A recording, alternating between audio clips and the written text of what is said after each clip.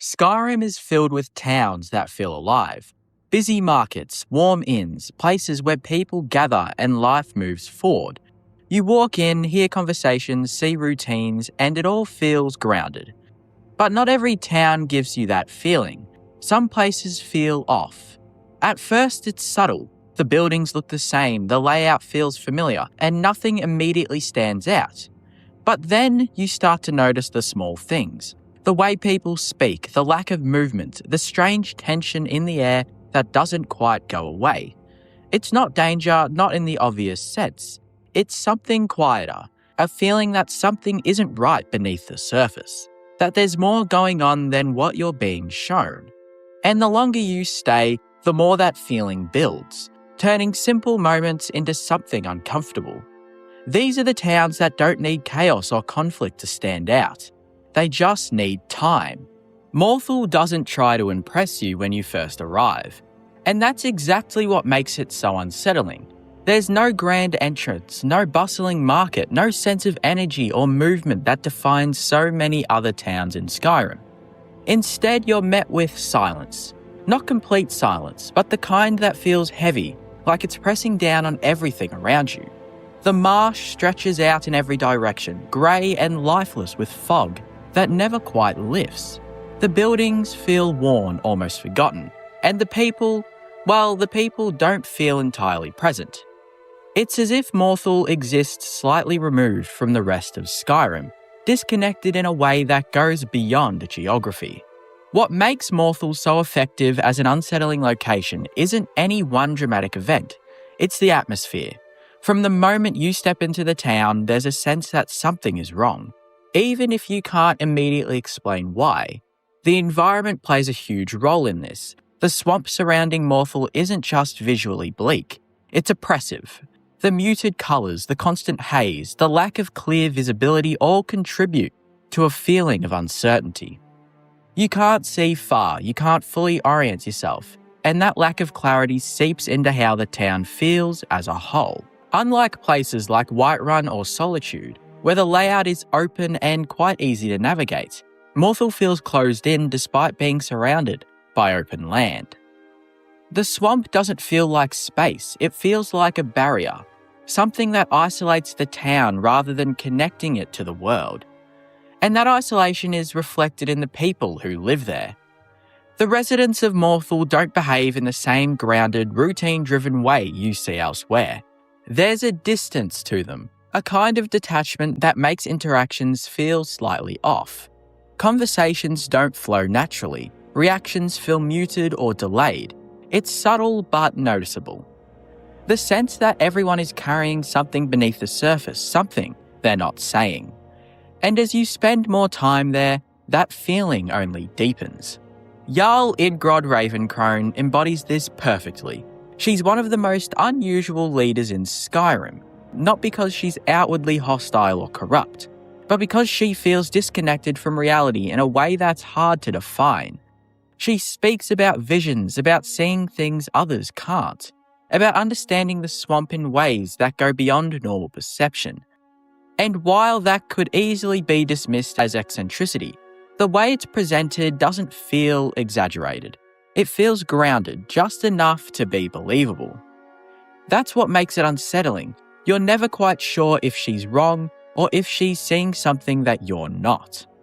And that uncertainty spreads to the rest of the town. Because if the person in charge operates on a different understanding of reality, what does that really mean for everyone else? It creates a quiet tension that never fully resolves. You don't feel safe, but you also don't feel directly threatened either. You're just aware that things aren't as straightforward as they seem. This feeling is reinforced by the central event tied to Morthal, the burned house, and the mystery surrounding it. On the surface, it's a tragedy, a home destroyed, a family lost. But the way the town reacts to it is what makes it stand out.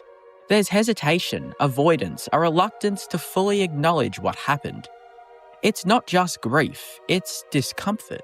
Like people know more than they're willing to say. And as you begin to investigate, that discomfort turns into something darker. The revelation of vampirism within the town doesn't come as a sudden shock. It feels like a confirmation of something that was already there. The unease you felt from the beginning starts to make sense. But it doesn't make things better. If anything, it makes Morthal feel even more unstable. Because now you know that the threat isn't external, it's embedded within the town itself. That's a key part of what makes Morthal so unsettling compared to other locations. In many places, danger comes from outside. Bandits, dragons, enemies you can identify and confront. In Morthal, the danger feels internal, hidden, integrated into the everyday life of the town. And even after resolving the quest, that doesn't fully go away. The town doesn't really transform, it doesn't become lively or welcoming, it stays quiet.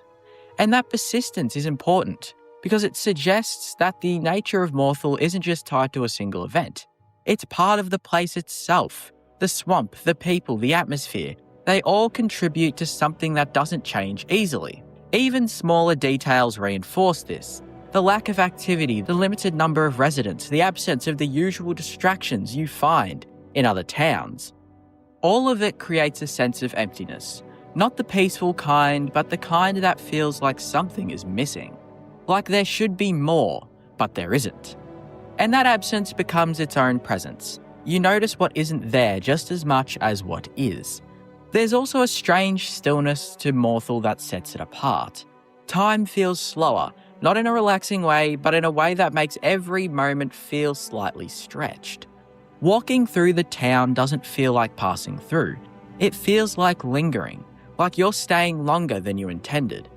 Even if you're just moving from one building to another, and the longer you stay, the more that initial unease settles into something more defined. Not fear exactly, but awareness. A sense that you're somewhere that doesn't fully align with the rest of Skyrim itself. That operates on slightly different roles, slightly different logic. And while nothing may happen in that moment, the potential for something to be wrong is always there. That's what makes Morthal stand out among Skyrim's towns. It doesn't rely on spectacle or obvious danger to create an impression. It uses restraint, atmosphere, subtle shifts in tone and behaviour that build over time rather than hitting you all at once. When you compare that to a place like Whiterun, the difference becomes immediately clear. Whiterun feels open, structured, and alive in a way that naturally puts you at ease. The city is elevated both physically and symbolically, sitting above the plains with clear visibility in every direction. You can see what's coming, you can understand the layout, and there's a constant sense of movement. Guards patrolling, merchants calling out, people going about their routines. Everything feels grounded and predictable. Morthal offers none of that. Where Whiterun is bright and exposed, Morthal is dim and obscured. The fog replaces clarity, the swamp replaces structure, and the sense of openness is traded for isolation. In Whiterun, you feel like part of a functioning system. In Morthal, you feel like an outsider stepping into something you don't fully understand. Even the leadership reflects this contrast. Bolgruff is direct, practical, and easy to read. His concerns are clear, his decisions grounded. Idgrod Ravencrone, on the other hand, speaks in visions and impressions, leaving you uncertain about what she truly knows. That difference alone shifts how each city feels to exist in. One stable and defined, the other unpredictable and vague. It's not just about safety, it's about certainty as well. Whiterun gives you that, Morthal quietly takes it away. It's not a place you visit for excitement, it's a place you remember because of how it made you feel. Uncertain, uncomfortable, slightly out of place. And even after you leave, that feeling lingers, because Morthal isn't unsettling in a way that resolves cleanly. There's no clear moment where everything makes sense, no definitive point where the tension disappears. It stays with you, tied to the memory of that fog, that silence, that quiet sense that something just wasn't right. In a game full of dramatic locations and obvious threats, Morthal proves that you don't need chaos to create unease.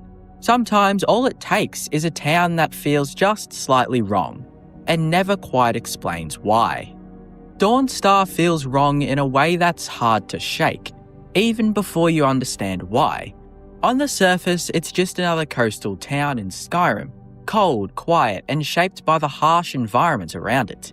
The sea of ghosts stretches endlessly beside it, grey and unforgiving, while snow blankets the ground in a way that dulls colour and sound alike. It should feel like a place defined by resilience, like Winterhold or Windhelm in its own way, but it doesn't. Instead, Dawnstar carries a kind of quiet exhaustion, as if the town itself is worn down by something it can't escape. And the longer you stay, the clearer it becomes that this isn't just about the cold or the isolation. It's about something far more unsettling, something that lingers beneath the surface and affects everyone who lives there. The first thing you notice is the mood. Dawnstar doesn't feel alive in the same way other towns do. There's movement, there are people going about their routines, but it all feels muted. Conversations lack energy, interactions feel strained, and there's a shared sense of unease that runs through almost every character you speak to. It's not panic or fear in the traditional sense.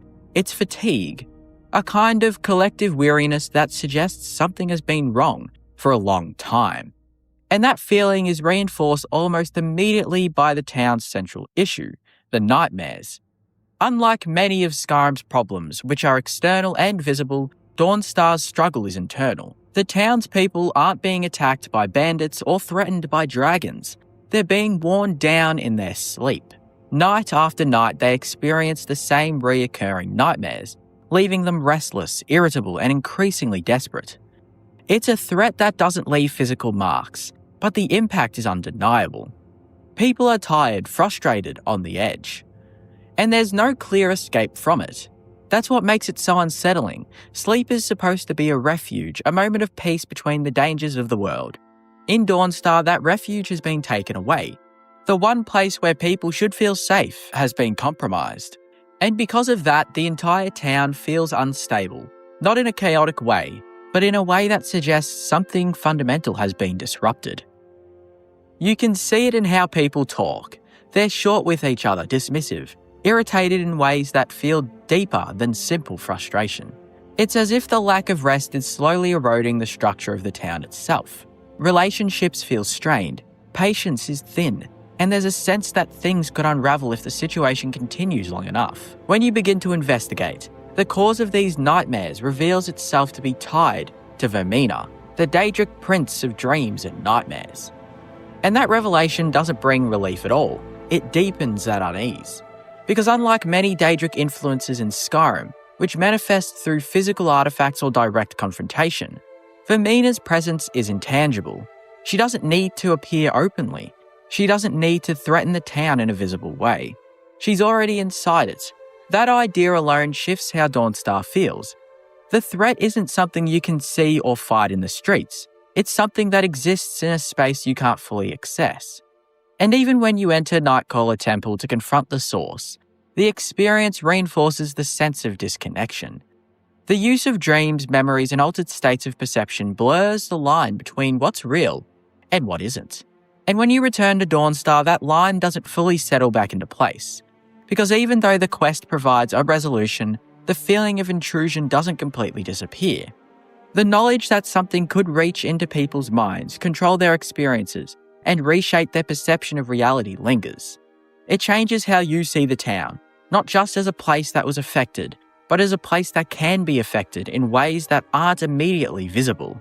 That's a different kind of unease than what you find in places like Morthal. Morthal feels wrong because of its atmosphere, its isolation, its quiet tension. Dawnstar feels wrong because of what's happening beneath the surface.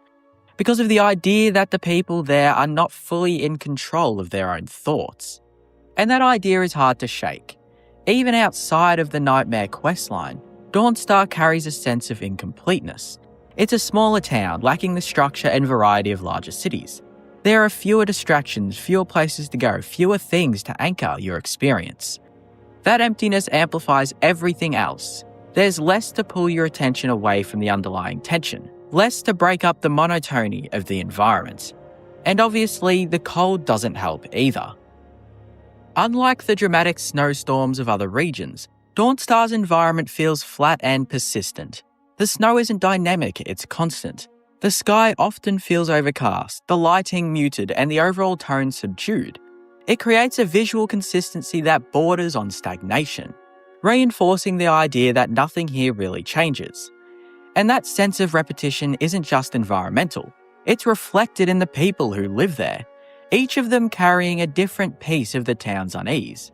The Jarl is one of the clearest examples of how deeply the nightmares affected Dawnstar. He's already a rigid and uncompromising leader, but the lack of sleep pushes him further into instability. His dialogue feels sharper, more erratic, less grounded than it should be for someone in his position. There's a sense that his judgment is slipping, and the constant exhaustion is eroding whatever stability he once had. And because he's the Jarl, that instability doesn't stay contained. It influences the entire town. Leadership in Skyrim is often a source of structure, something that keeps a settlement grounded even in difficult times. In Dawnstar, that structure feels weakened. Skald isn't just tired, he feels like someone being slowly worn down. And there's no clear point where that decline stops. Then there's Erendar, who introduces a completely different layer to the town's identity. Unlike the others, he understands what's happening, at least to an extent. As a former priest of Vermina, he has a direct connection to the force causing the nightmares, and that connection changes how he carries himself. There's guilt there, but also urgency. He doesn't speak like someone guessing at the problem. He speaks like someone who's seen it before and knows how dangerous it can become. That makes him feel out of place in Dawnstar in a very specific way. While the rest of the town is confused and exhausted, Erendar is focused, driven by something deeper. But that clarity doesn't bring comfort. It reinforces the seriousness of the situation. If someone like him is concerned, then whatever is happening isn't just unusual, it's significant. There's also Arundel, who isn't physically present in Dawnstar anymore, but whose connection to it adds one of the darkest undertones in the entire region. Banished from the town and now residing in Ljungvild, his story reflects a different kind of corruption, one that isn't tied to dreams, but to obsession and decay. The fact that someone like Arundel came from Dawnstar, that his story branches out from this already unsettling place, adds to the sense that something about the area itself fosters instability. His actions in Ljungvild are extreme, disturbing, and completely detached from normal behaviour. And while he's no longer part of the town, his origin ties that darkness back to it. It suggests that unease in Dawnstar isn't isolated to the present moment. It has roots that extend outward, influencing events and people beyond its borders. When you compare that to Morthal, the difference in how each town creates unease becomes much clearer. Morthal's discomfort is environmental. It surrounds you the moment you arrive. The fog, the swamp, the silence, the strange behaviour of its people. It all works together to create a feeling that something is off, even before you understand why. It's immediate, almost instinctive. Dawnstar, on the other hand, builds its unease more gradually. At first, it just feels tired, worn down by cold and isolation. But the longer you stay, the more that surface-level exhaustion reveals something deeper. Morthal feels distant, like it exists slightly outside the rest of Skyrim. Dawnstar feels connected, but infected. The problem isn't that it's cut off from the world, it's that something has taken hold within it. In Morthal, the danger feels hidden in the environment and the unknown. In Dawnstar, it's inside the people themselves, shaping how they think, how they act, and how they experience reality. That's what separates them both. Morthal makes you uneasy because of where you are. Dawnstar makes you uneasy because of what's happening, and the fact that it's happening somewhere it shouldn't. Together, Dawnstar and the characters within it create a layered sense of discomfort. It's not just that the town is affected by nightmares, it's that different people are responding to that pressure in different, increasingly unstable ways. Leadership falters, past connections resurface, and darker history begin to feel more relevant. Dawnstar doesn't just feel tired, it feels like it's slowly unraveling. And that ties back into everything else, because just like the environment, the tension repeats over and over again.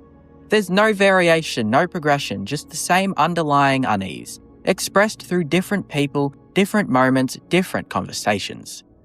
That repetition becomes part of the town's identity. It's not just something that happens, it's something that defines how Dawnstar feels. And that's really what makes Dawnstar so unsettling. It's not loud, it's not chaotic, it doesn't confront you with obvious danger. Instead, it creates a persistent sense that something is wrong in a way you can't fully control or escape. The people feel it even if they don't understand it. The environment reflects it even if it doesn't really explain it. And as a player, you experience it not through sudden events, but through accumulation, small details, repeated interactions, a tone that never quite lifts.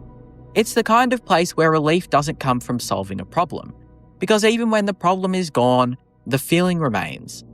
That lingering unease is what sets Dawnstar apart. It doesn't rely on a single moment or revelation to create impact.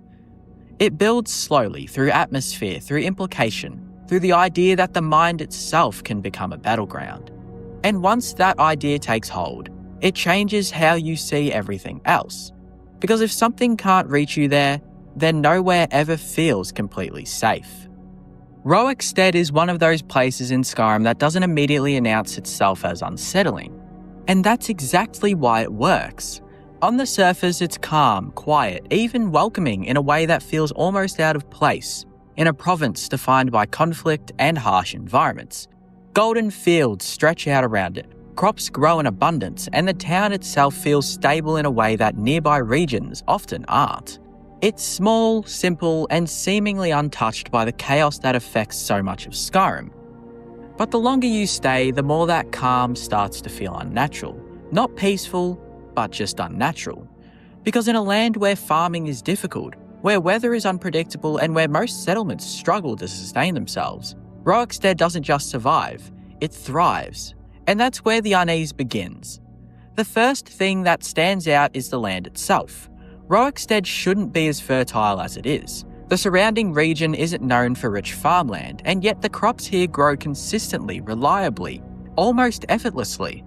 There's no visible struggle, no signs of the hardship that usually comes with agriculture in Skyrim. Everything just works.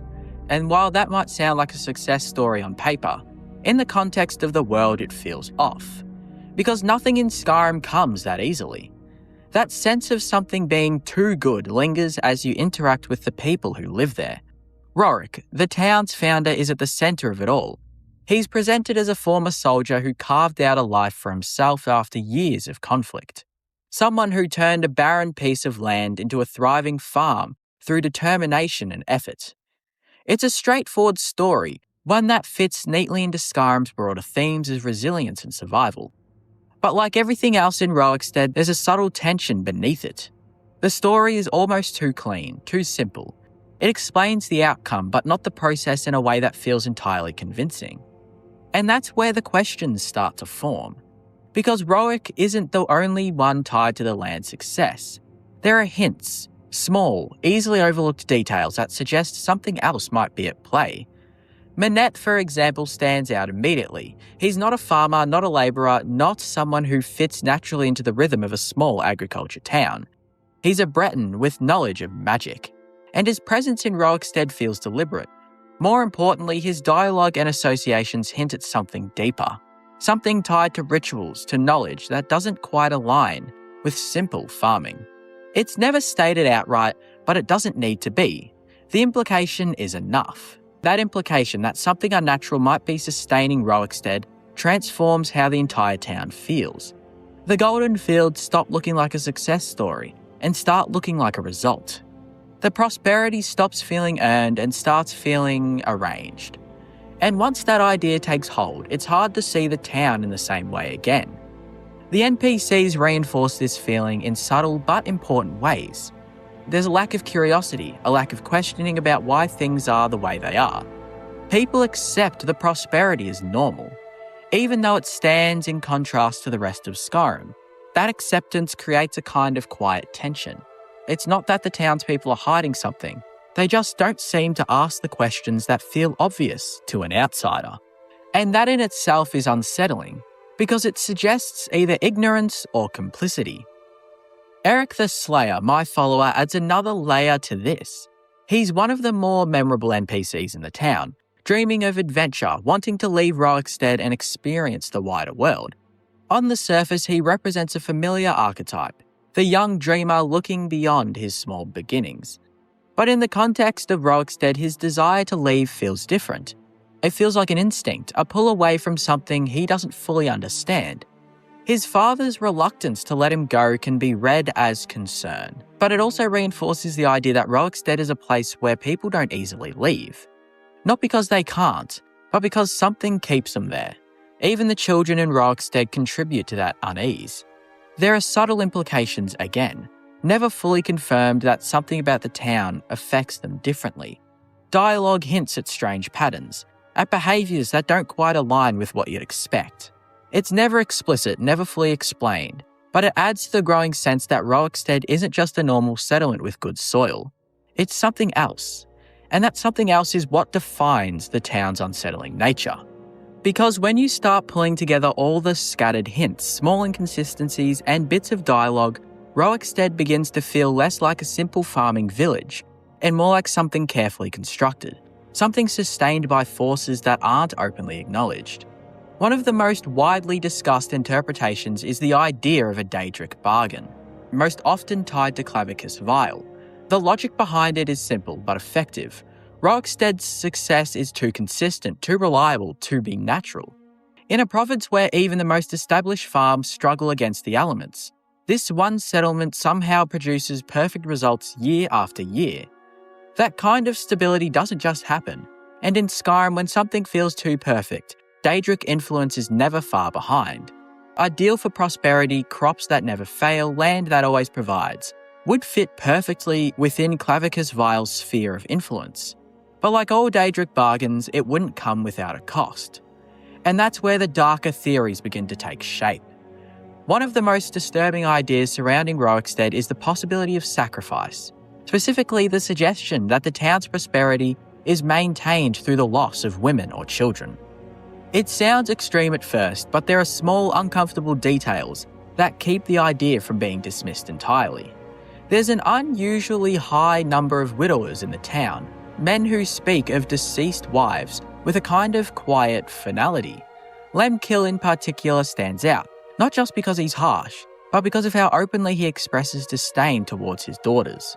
It's not just frustration, it feels deeper, colder, more unsettling. When you place that behaviour alongside the broader pattern of missing or absent women, it starts to form a question that the game never directly answers. Where did they actually go? Nothing confirms this theory outright, but nothing fully dismisses it either, and that ambiguity is what gives it weight. Then there's Yuan Minette, whose role becomes increasingly suspicious the more you look at it. Officially, he's just a healer, someone who tends to the people and supports the community. But his background in magic, combined with his presence in a town that otherwise revolves around farming, raises questions. Why is he there? What exactly is he doing beyond basic healing? Dialogue from Sissel suggests that he may be teaching her magic in secret, which on its own isn't inherently sinister, but in the context of everything else, it adds another layer of unease. If Yuan is connected to the land's fertility, if he's maintaining it through magical means, then what kind of magic is he using? Restoration doesn't explain thriving crops. And if it's something more, then where did he learn it? That question ties back into Roek himself, because his story doesn't fully line up either. He claims to have founded Roekstead after the Great War, presenting himself as a soldier who turned to farming and built something new from nothing. It's a clean, believable narrative, but it's not entirely supported by in-game lore. References like holdings of Jarl Jarland suggests that Roekstead existed long before Roek arrived, which introduces a contradiction. If the town is older than he claims, then what exactly did he find, and why present the story that way? It creates the possibility that Roek isn't just a farmer who got lucky, but someone who stepped into something that was already there and continued it. When you put all of these elements together, the unnatural fertility, the presence of a magically inclined outsider, the inconsistencies in Roek's story, the strange patterns among the townspeople, you don't get a single clear answer. You get a framework, a collection of possibilities that all point in the same direction, even if none of them are confirmed outright. And that's what makes it so effective, because the game never tells you what Roekstead is. It lets you decide what it might be. And depending on how you interpret that evidence, that answer can become increasingly disturbing. Unlike Morthal, where the atmosphere immediately signals that something is wrong, Or Dawnstar, where the problem becomes clear through nightmares. Roekstead hides its unease behind normalcy. It presents itself as stable, successful, even ideal. But that presentation feels increasingly fragile the more you look at it. Because the more you question it, the less it holds up under scrutiny. Why is the land so fertile? Why is someone like Yuan there? Why does everything feel so controlled, so consistent? And why does no one seem to question it? These questions don't have clear answers, and they might never get them. And that's part of what makes Roekstead so effective. The game never confirms anything directly. It leaves you with fragments, with hints, with connections that you have to piece together yourself. And depending on how you interpret those pieces, the town can feel anywhere from slightly unusual to deeply disturbing. Once all these possibilities exists, it changes everything, because now every golden field becomes a suspect. Every successful harvest feels like it might have a hidden price. Every smiling NPC feels like they might be part of something they don't fully understand or something they've chosen not to question. That's a very different kind of unease than what you find in other towns. It's not about danger, it's about doubt. Roekstead doesn't threaten you directly, it doesn't present an immediate problem to solve. It simply exists, quietly, confidently, as if everything is exactly as it should be. And that confidence is what makes it so unsettling, because it leaves no room for obvious cracks, only subtle ones that you have to notice yourself. Even the environment plays into this, the open fields, the clear skies, the warm tones. They all contrast sharply within the darker, harsher regions of Skyrim. It feels like a place that should be safe, should be comfortable, but that contrast ends up amplifying the unease rather than reducing it, because it feels like an exception to the rules of the world, and exceptions always raise questions. The longer you stay in Roekstead, the more that initial sense of calm gives way to something else. Not fear, not tension in the traditional sense, but a lingering uncertainty, a feeling that there's more beneath the surface, more than you're being shown, more than the game is willing to confirm. And that's what makes it so memorable, because it doesn't resolve. There's no quest that fully explains the town, no moment where everything is revealed and the mystery disappears. Roekstead remains what it is, a place that works, a place that thrives, a place that doesn't quite make sense. And that lack of resolution is what allows the unease to persist. Because without answers, the questions stay with you, long after you've left the town behind. In a world filled with dragons, Daedric priests, and obvious threats, Roekstead proves that sometimes the most unsettling places aren't the ones that confront you directly. They're the ones that seem perfectly fine, until you actually start thinking about them. Karth Wasten is one of those settlements in Skyrim that doesn't immediately present itself as unsettling, in the way places like Morthal, Dawnstar, or Roekstead do, but instead reveals its discomfort gradually through context, history, and implication. On the surface, it looks like a simple mining village, tucked away in the Reach, built around the extraction of silver from nearby cliffs, and sustained by hard labour in a harsh environment. The buildings are modest, the population very small, and the landscape around it is rugged and exposed, with the river cutting through the terrain and the rocky hills standing like silent observers over everything. At first glance, it might even seem peaceful in a rough frontier sort of way, another example of Skyrim's scattered communities surviving through resilience and necessity. But the longer you think about Karth Wasten and the more you engage with what actually happens there, the more that initial impression dissolves into something far more uneasy. Because Karth Wasten is not just isolated, it is exposed. Not just small, it's vulnerable. Not just quiet, but historically shaped by violence, exploitation, and forces far larger than itself. All of which contribute to a lingering sense that the town is never truly stable, no matter how calm it appears in the moment. The most immediate and defining aspect of Karth Wasten is its isolation. Unlike major holds or even more established minor settlements, Karth Wasten exists on the edge of everything, geographically, politically, and socially. It is situated in the Reach, one of the most unstable and contested regions in Skyrim, an area defined by conflict between the Forsworn, the Empire, local miners, and various opportunistic factions. That alone places it in a precarious position. But Karth Wasten is even more exposed than most settlements in the region. There are no walls protecting it, no significant defensive structures, and no meaningful military presence stationed permanently within the village. It exists in basically open terrain, surrounded by cliffs and wilderness, meaning that any attack or intrusion doesn't need to breach defenses. It simply just arrives. And that lack of protection creates a constant underlying vulnerability. Even when nothing is happening, the layout of the town suggests that something could happen at any time, and there would be very little anyone could do to stop it. That vulnerability is not just theoretical. It is reinforced by the town's history of violence and conflict. Karth Wasteland has repeatedly been caught in the crossfire between local miners and Forsworn forces, with control of the silver mine being a recurring source of tension and bloodshed. The mine itself is central to the town's existence, providing both livelihood and reason for outsiders to care about it at all. But that dependence is precisely what makes it so unstable. Whoever controls the mine effectively controls the town's survival, which means Karth Wasteland is perpetually subject to pressure from groups far powerful than the villagers themselves.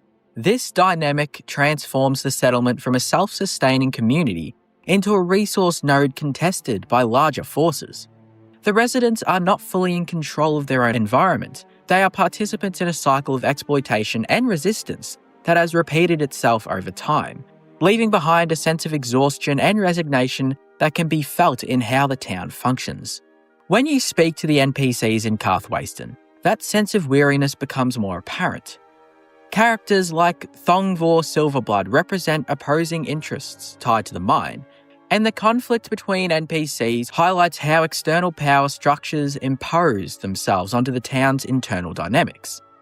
Iron Thatch, as a local leader tied to the workers, represents the fragile attempt to maintain independence and stability within the settlement.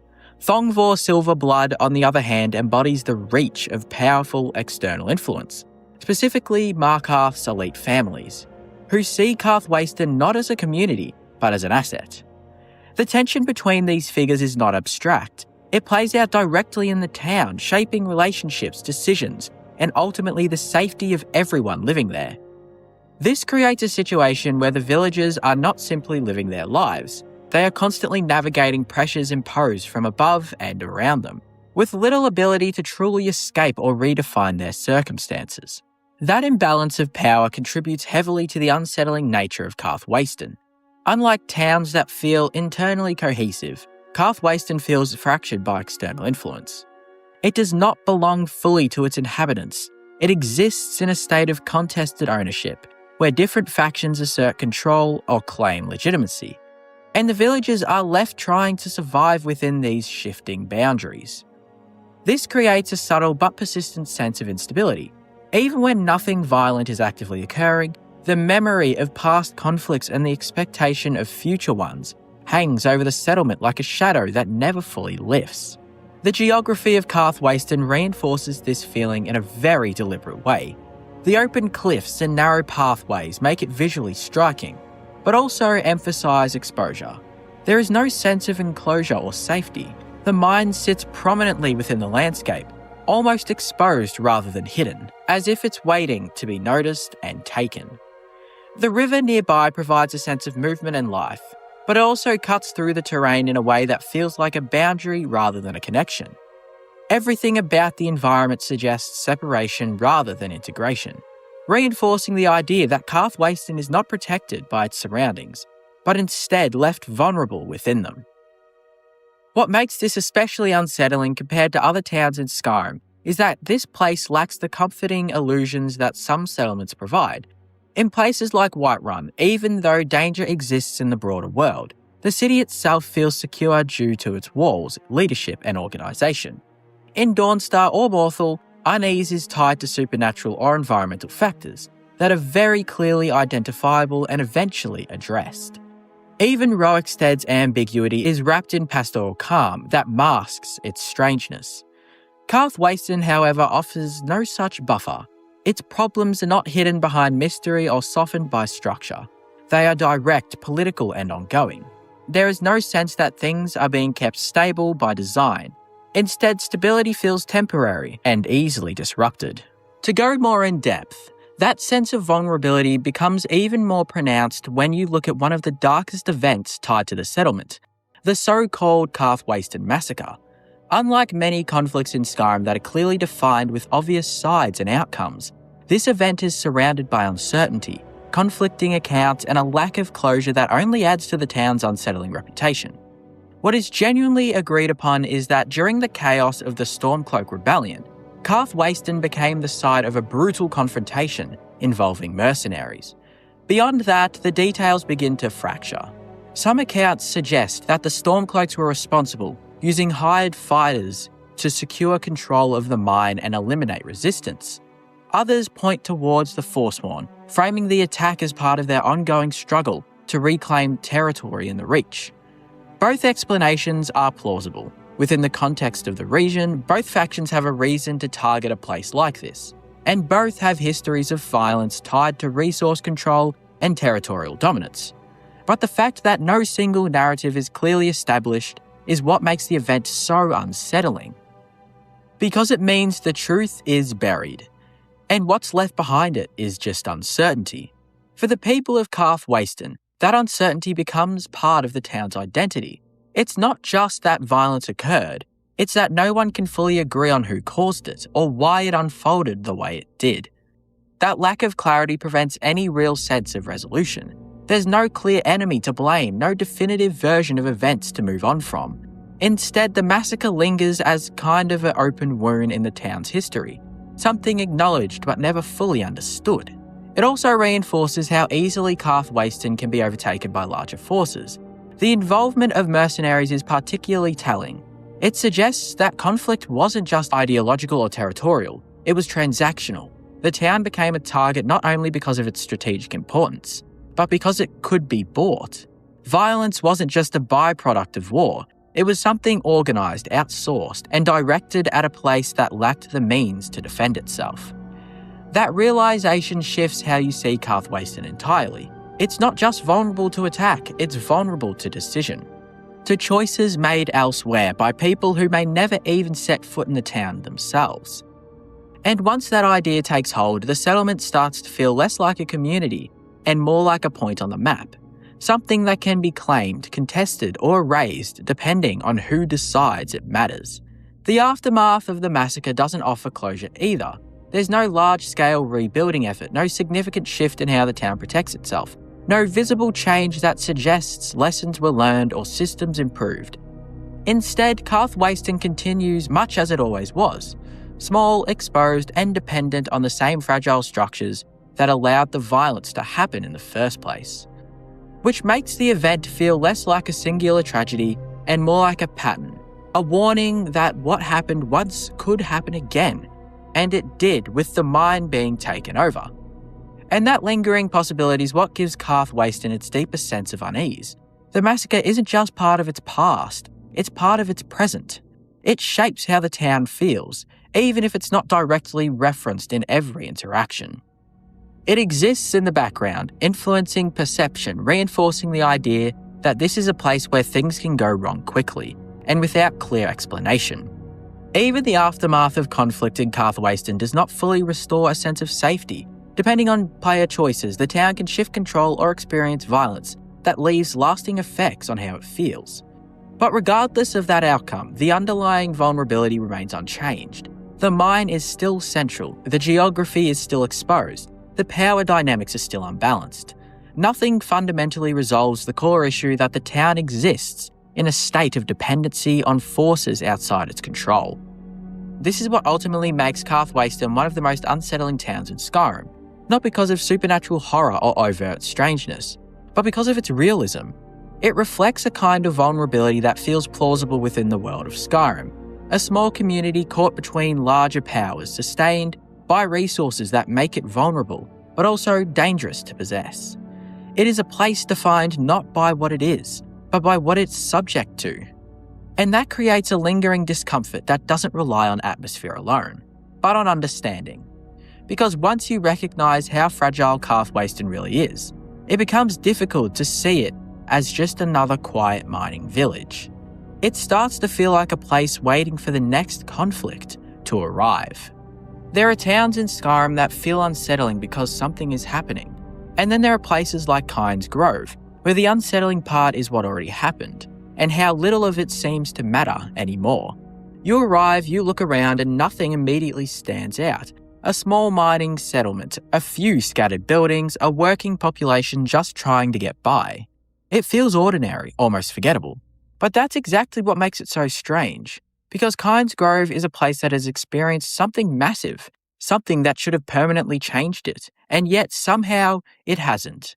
Or at least not in the way you'd expect. Kynes Grove sits in Eastmarch, a region defined by volcanic activity, ash-filled skies, and an environment that feels harsh, even by Skyrim's standards. The ground itself looks unstable, dotted with steam vents and scorched earth, as if the land is constantly reminding you that it isn't entirely safe. It's not a place that invites settlement, it's a place that feels endured. And yet people still live here. They work the mines, go about their routines, and treat the environment as something normal.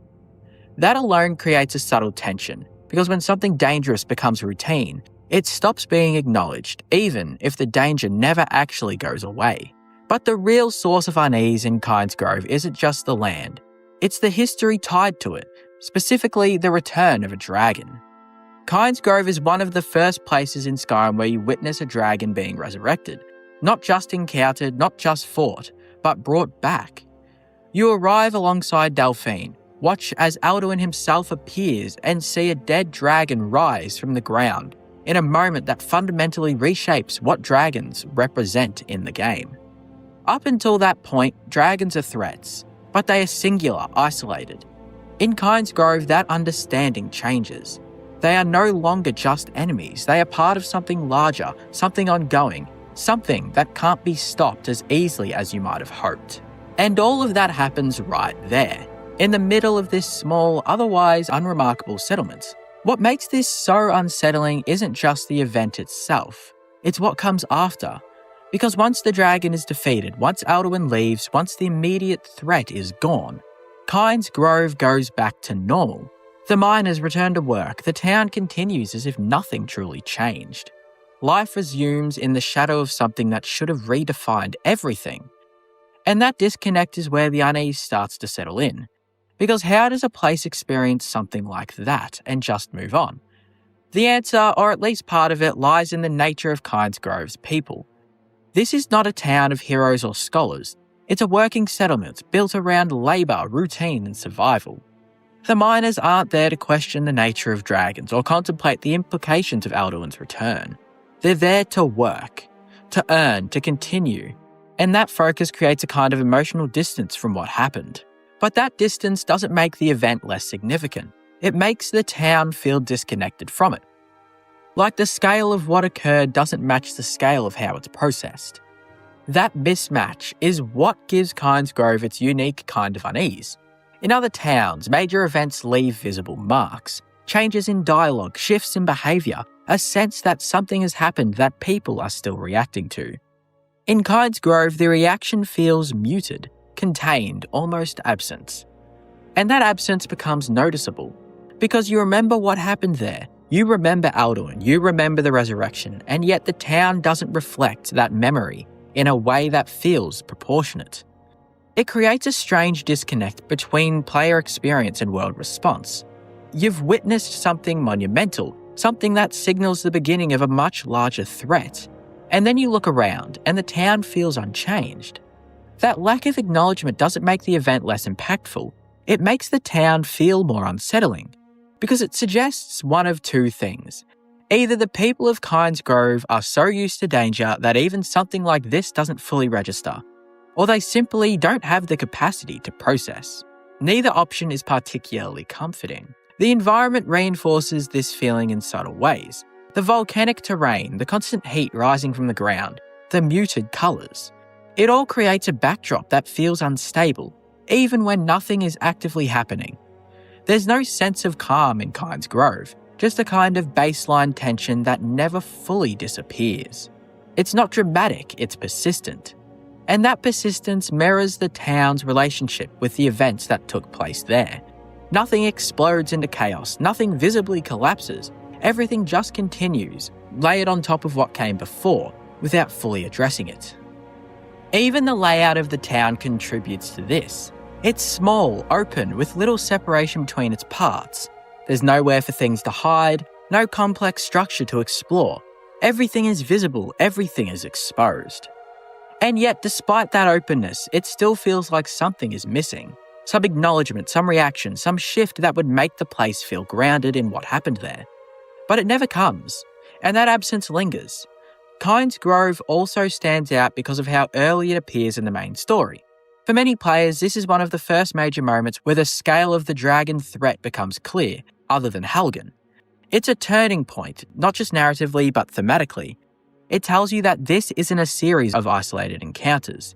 It's a larger pattern, something that will continue to unfold across the world. And yet, the town where that realization happens doesn't carry the weight forward. It remains small, it remains quiet, it remains unchanged.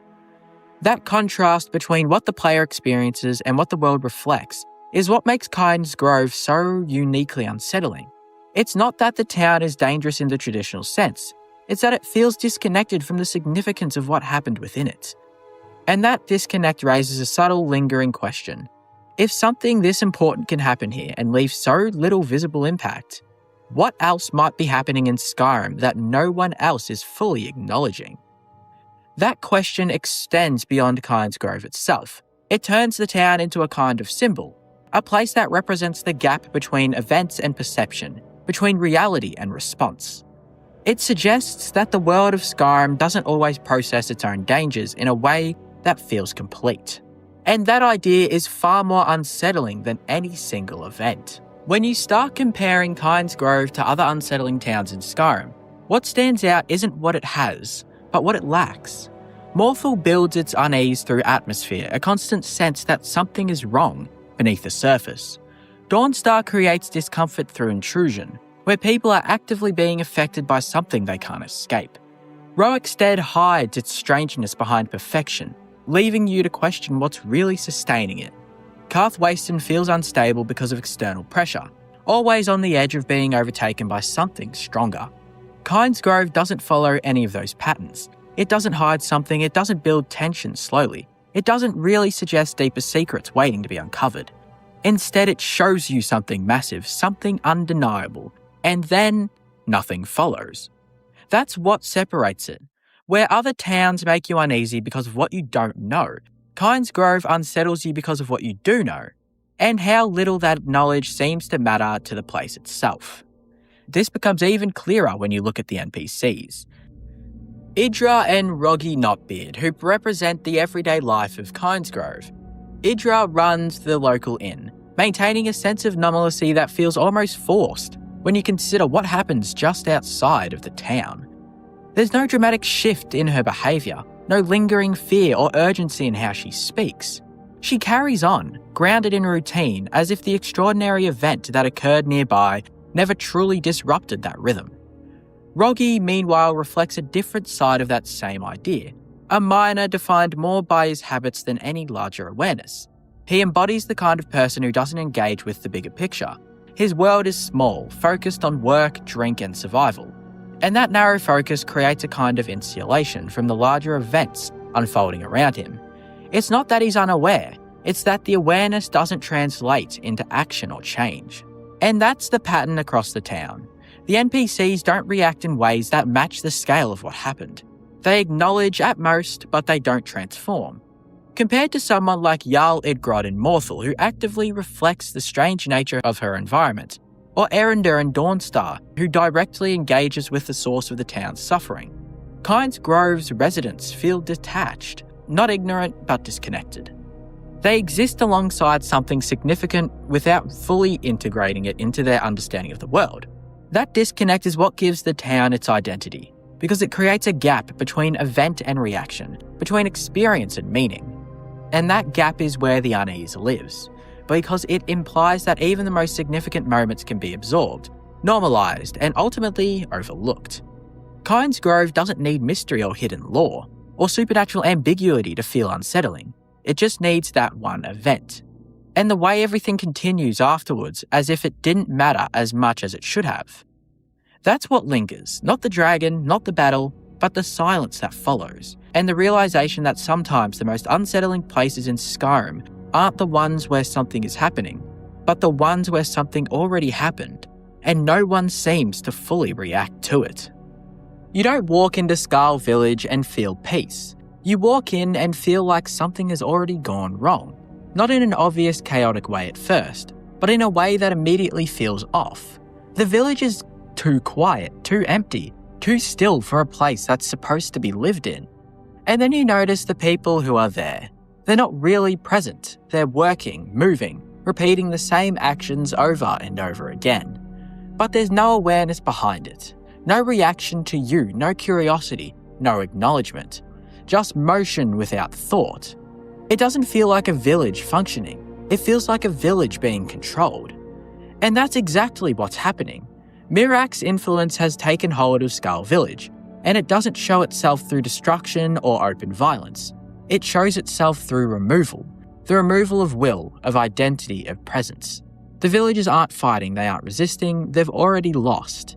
They've been reduced to something closer to tools than people. Locked in repetitive labour that serves a purpose they don't understand.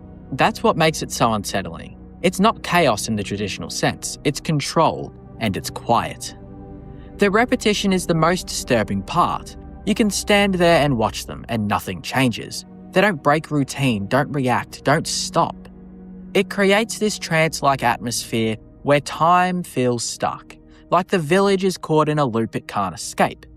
And because there are so few people there, that repetition becomes even more noticeable. The emptiness around them amplifies it. This isn't a thriving community, it's what's left of one. Most of the Skarl are gone, taken to work on the stones, pulled out of the village and into Mirak's control elsewhere. What remains feels like a shell, a fragment of something that used to be whole. Buildings stand but feel underused. Spaces exist but isn't filled. It's not abandoned, but it's close enough that the difference barely matters. That emptiness creates a different kind of unease than places like Morthal or Dawnstar. Those towns feel wrong because something is happening beneath the surface. Skarl Village feels wrong because something has already taken over the surface and left everyone to leave. There's no mystery to uncover in the moment. You're looking directly at the result. And the few NPCs who aren't under control only make it worse. Because they are aware, they see what's happening, they understand it, and they obviously can't stop it. That contrast between those who are trapped in the trance and those who are forced to watch it adds another layer to the discomfort. It turns the village into something almost surreal, half alive, half gone. And then there's the psychological aspect of Mirak's control itself. This isn't just mind control, it's domination tied to knowledge, to power, to something beyond normal understanding. It connects back to Hermaeus Mora, to the idea of forbidden knowledge and the cost of it. The Skarl reject that kind of knowledge, build their entire culture around avoiding it, and yet here it is, overriding them completely. That contradiction hits hard, because it shows that their traditions, their resistance, weren't enough. Whatever protection they believed they had, it failed. And that failure lingers in the atmosphere of the village. Even once the control is broken, even once the villagers return to themselves, that initial impression doesn't fully go away. You've already seen what the village looks like when something takes hold of it. You've seen how quickly identity can disappear, how easily routine can replace thought, how community can be reduced to movement without meaning. And that's what sticks. Not just that Skarl Village was controlled, but how quietly and quickly it happened. No battle, no warning, just a shift, and suddenly the village isn't a village anymore, it's something else. When a community operates with that level of consistency, you start to wonder what happens to anything that doesn't fit. What happens to doubt, to disagreement, to ideas that fall outside the framework they've built? The game doesn't show you those answers directly, but the absence of those elements become noticeable in itself. Even though the village is under constant threat from Mirak, there's no visible tension within the village. No disagreement, no deviation, just alignment. And over time, that alignment starts to feel less like harmony and more like restriction. The isolation of Skarl Village amplifies this even further.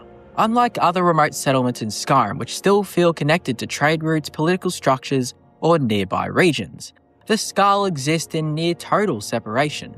The northern part of this island is harsh, cold, and difficult to navigate, with little incentive for outsiders to travel there unless they have a specific reason and a boat. And because of that, the village doesn't just feel remote, it's basically just sealed off. Not just physically, but culturally as well. The Skull don't adapt to the outside world, they resist it. Their beliefs are built around preservation, around maintaining a balance that they see as essential. But that preservation comes at a cost. It limits interaction, limits growth, limits exposure to anything beyond what they already know. And while that might protect them from certain dangers, it also creates a kind of stagnation. The village doesn't evolve, it maintains. And that maintenance becomes its defining trait. Even the environment reinforces this. The snow, the cold, the stillness. They don't just surround the village, they shape it. Movement feels slower, quieter, more deliberate. There's no sense of urgency, no sense of change. Everything exists in a kind of suspended state, where time feels like it's passing differently, not frozen, but steady in a way that never shifts. That steadiness might seem peaceful at first, but over time it starts to feel limiting. Like the village isn't just resisting change, it's preventing it entirely. And that leads into another unsettling aspect of Skull Village, its emptiness. Not emptiness in the sense of being abandoned, but in how little there is beyond the surface. The population is small with the people who are still there. The buildings are very minimal, and the range of interaction is narrow. There's no sense of expansion, no indication that the village was growing or ever developing. It feels complete, but in a way that leaves no room for anything else. You walk through it, and you see everything there is to see. There's nothing hidden, nothing waiting to be discovered other than the control of Mirak. Skull Village doesn't rely on fear or mystery or visible danger to create unease. It does it through structure, through repetition, through the quiet removal of variation. It presents a version of stability that feels almost perfect, and then makes you question what had to be removed to achieve it. Because in a world as chaotic and unpredictable as Skyrim, a place that remains that consistent, that controlled, that unchanged, doesn't just feel different, it feels unnatural. And the longer you stay, the harder it becomes to ignore that feeling, until eventually the calm stops feeling comforting, and starts feeling like something you don't fully understand, something you can observe, but never quite be part of it. When you look across all these towns, what really stands out is that none of them are unsettling for the same reason. And that's what makes Skyrim so effective at creating discomfort. It's not just about danger, it's about how each place feels, and more importantly, why it feels that way. Morthal unsettles you through atmosphere, a constant sense that something is wrong even when nothing is happening. Dawnstar works through intrusion, where people are slowly worn down by something they can't escape. Roekstead hides its unease behind perfection, leaving you questioning what it costs to get there. Karth Wasteland shows you vulnerability, a town that can be controlled or destroyed by forces far beyond it. Kynes Grove proves that even the biggest events can be ignored, normalised, and left behind in a way that doesn't feel right. And then Skull Village takes all of that and strips it down even further. It shows you what happens when control is absolute, when a place doesn't just feel wrong, but becomes something else entirely.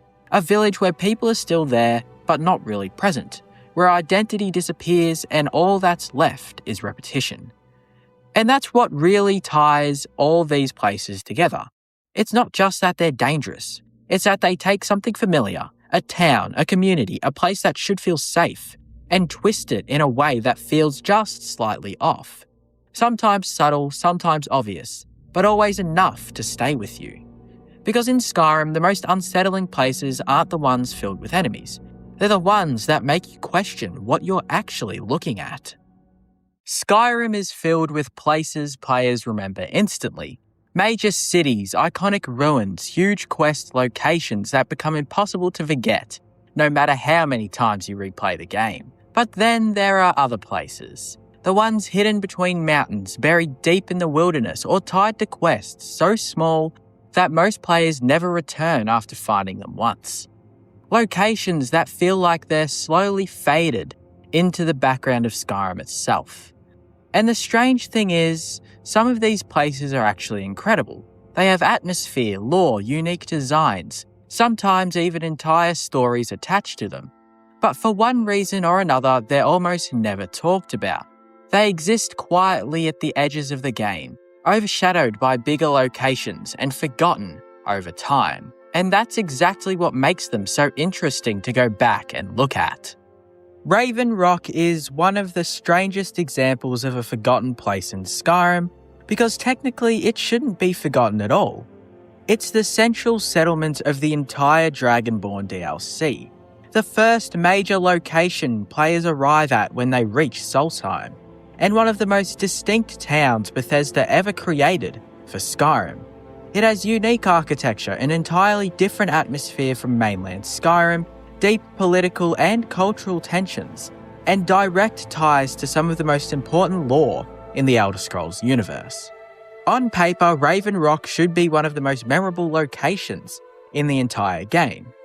And yet somehow, once players leave the island behind, Raven Rock often fades from memory faster than almost any major settlement in Skyrim. That's what makes it such an interesting forgotten place, not because it lacks importance, but because it exists in a part of the game many players treat as temporary. The moment you arrive in Raven Rock, it immediately feels separate from Skyrim itself. The thick ash storms rolling through the streets, the dark stone buildings, the red mountain looming in the distance. It creates an atmosphere unlike anywhere else in the game. Even the sound design feels different. The wind carries ash instead of snow.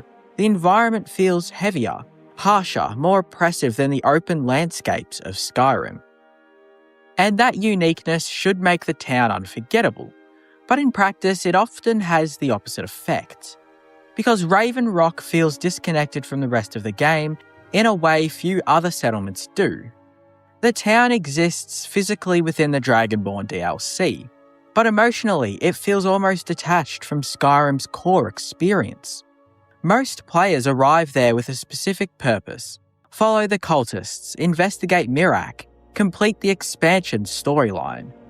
Raven Rock becomes a hub for progression rather than a place players naturally settle into over time. And once that progression ends, there's very little reason to return regularly. That temporary relationship within the town is a huge part of why it becomes forgotten. Compare it to cities like Whiterun or Solitude, which players revisit constantly throughout a playthrough. Those places become embedded into the rhythm of the game. Raven Rock never fully achieves that because Solstheim itself feels separated from Skyrim's normal flow. Travel there feels intentional, deliberate, almost isolated. And because of that, the town starts to feel like a memory from a different game entirely once the DLC is complete. The structure of Raven Rock reinforces this separation constantly.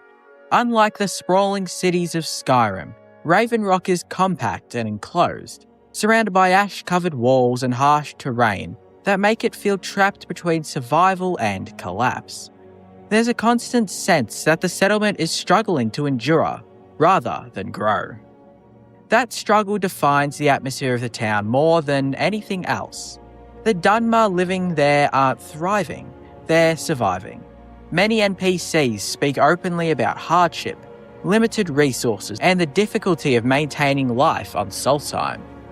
The town itself reflects this in its design. Buildings feel practical rather than grand, worn down by ash and time, shaped entirely around necessity. And that creates a very different emotional tone compared to Skyrim's mainland cities. Raven Rock feels tired, not ruined, not abandoned, just exhausted. That exhaustion becomes more noticeable the longer you stay there.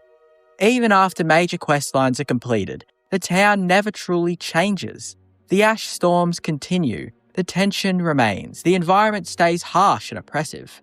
Unlike cities in Skyrim that feel dynamic due to the political conflict or faction activity, Raven Rock feels static in its hardship. And strangely, that makes it easier to forget over time, because the town doesn't evolve dramatically, it persists quietly. That persistence is one of the most underrated aspects of Raven Rock's atmosphere. The settlement carries a constant feeling of endurance against impossible conditions. Solstheim itself is hostile, scarred by Red Mountain's eruption, and shaped by ash, snow, and isolation. Raven Rock exists within that environment almost stubbornly, refusing to disappear despite everything working against it. But because that endurance is subtle rather than dramatic, it rarely stays at the front of players' minds. The NPCs contribute heavily to this feeling. Characters like Councillor Morvain, Glover Mallory, and Cressius Carelius all reinforce the sense that Raven Rock is a place caught between survival and decline. There's history everywhere in the town, stories of mining struggles, political tension, family legacies, and Morrowind's collapse. But most of it unfolds quietly through dialogue rather than spectacle. And that quietness matters, because Skyrim players often remember locations through major events, battles, twists, large quest lines.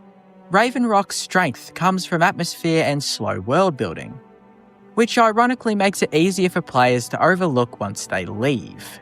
Even the visual design contributes to this forgotten quality. Raven Rock is visually stunning, but in a muted way. The ash-covered environment lacks the bright contrast or iconic landmarks that define places like Whiterun or Blackreach. Everything blends into shades of grey, black, and deep red. The town doesn't visually demand attention, it absorbs it into the surrounding landscape.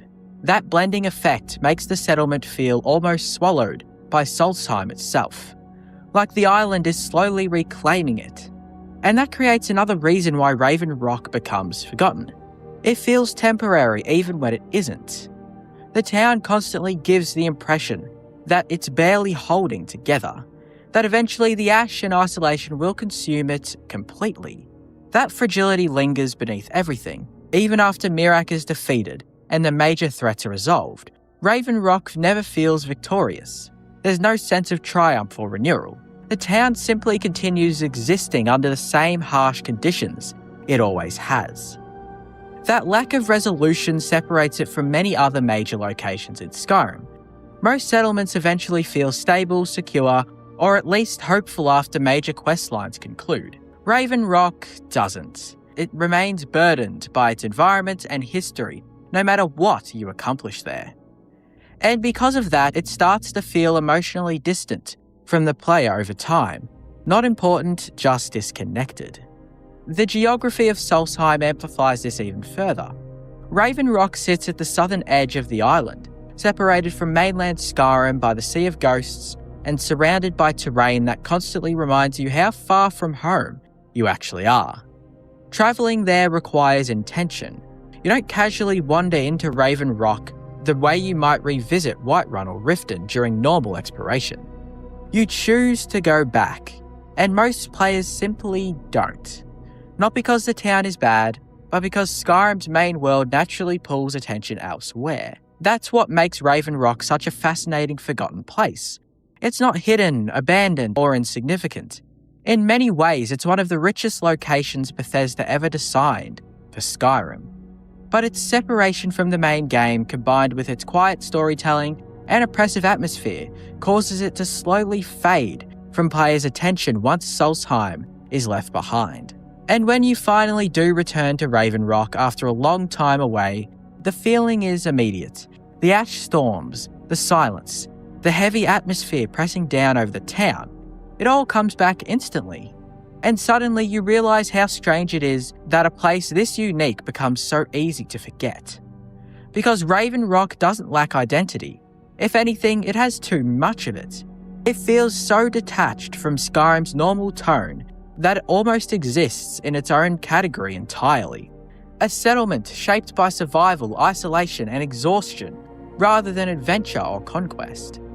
And that difference is exactly why it slips from memory so easily once the DLC ends. Not because players didn't enjoy it, but because Raven Rock feels like somewhere you visit briefly before returning to the real Skyrim. Even though in many ways it's one of the most fully realised places in the entire game. That's what makes it one of the most forgotten places in Skyrim. A town filled with atmosphere, history, and incredible world building, quietly buried beneath ash and distance, while the rest of the game moves on without it. Reekling Island is one of the easiest places in Skyrim to completely forget exists, and honestly, that's part of what makes it so fascinating. Hidden away off the northern coast of Solstheim, separated from almost everything else by freezing water and distance, the island feels less like a major location and more like something accidentally left behind at the edge of the map. Most players only ever encounter it briefly, if they encounter it at all. And even then, it's usually remembered as a strange side area filled with odd little goblin-like creatures, riding boars rather than as an actual place with atmosphere or identity. But the more you look at Reekling Island and the other locations where Reeklings live, the stranger and more forgotten they begin to feel. Because Reeklings occupy a very unusual position in Skyrim's world. They aren't treated like a major faction, they aren't tied to huge quest lines, and despite being one of the most unique enemy groups in the Dragonborn DLC, they exist almost entirely on the fringes of the game world, tucked away into caves, ruins, icy coastlines, and isolated corners of Solstheim that many players barely spend time exploring. That marginal existence is what makes their locations feel so forgotten. Reekling Island itself immediately captures this feeling through isolation alone. Reaching it requires going deliberately out of your way, crossing freezing northern waters to arrive at a tiny landmass that feels completely disconnected from the rest of the island. There are no major roads leading to it, no large quests pushing you there naturally, and no major narrative significance attached to the location. It exists just quietly in the distance, and once you arrive, the atmosphere feels strange almost immediately. The island is small, cold, and primitive, covered in crude structures and signs of Reekling occupation that feel improvised rather than permanent. Unlike human settlements in Skyrim, which usually show some sense of organisation or expansion, Reekling camps feel unstable, temporary, almost scavenged together from whatever materials were available. Bones, wood, animal remains, fragments of things stolen or repurposed. And that rough construction style gives every Reekling location a feeling of neglect, as though these places were never meant to last long in the first place. But at the same time, there's something strangely persistent about them. The Reeklings survive in environments that should be almost impossible to live in. Frozen coastlines, ruined Nordic structures, isolated caves buried beneath snow and ice. Places most people in Skyrim would avoid entirely become functioning homes for them. And because of that, their settlements often end up hidden in locations the player rarely visits. That hidden quality becomes even more obvious in places like Castle Cragstag Caverns and Bristleback Cave. These aren't major landmarks players constantly travel through. They're side locations buried within Solstheim's harsher regions, often overshadowed by larger questlines involving Miraak, Hermaeus Mora, or the Skull. The Reeklings exist beneath all of that large lore, occupying the forgotten spaces left behind by more important stories. And strangely, that makes their presence feel more authentic, because the Reeklings don't seem concerned with significance. They simply just survive. That survival-focused existence gives their settlements a very different atmosphere from most places in Skyrim. Human settlements are usually built around trade, politics, or military defense. Falmer caves feel hostile and invasive. Dwemer ruins feel ancient and abandoned. Reekling settlements feel improvised, chaotic, almost animalistic at times. But within that chaos, there's still a strange sense of community and adaptation. You see signs of social structure, primitive defences, domesticated boars, and organised camps that suggest the Reeklings are far more capable than they initially appear. And yet Skyrim rarely treats them seriously. That's another reason their locations become so forgotten. Reeklings are often viewed as comic relief or minor enemies rather than as an actual culture surviving in one of the harshest environments in the game. Players remember them for their sounds, their strange behaviour, or the absurdity of seeing them charge into battle on boars. But very few stop to think about where they live. And when you actually spend time in those places, the atmosphere becomes unexpectedly melancholic. Because Reekling territory feels abandoned by the rest of the world. Not abandoned in the literal sense, but ignored. These are communities existing entirely outside the attention of Skyrim's larger factions and narratives. The Empire doesn't care about them, the Nords barely acknowledge them, even the Dunmer on Solstheim mostly treat them as nuances, rather than inhabitants with their own place in the world. And because of that, Reekling settlements feel disconnected from history itself, like forgotten corners where life continued quietly while the rest of the world moved on. The geography of Solstheim reinforces this perfectly. So much of the island is harsh, isolated, and difficult to navigate that entire regions feel naturally hidden from attention. The northern coastlines, where many Reeklings reside, are especially empty, covered in snow and surrounded by freezing seas that make them feel cut off from everything else. There's very little traffic through these areas, very few reasons for most players to return repeatedly. And because of that, the settlements fade into memory quickly after the DLC ends. Even visually, Reekling camps tend to blend into the environment rather than stand apart from it.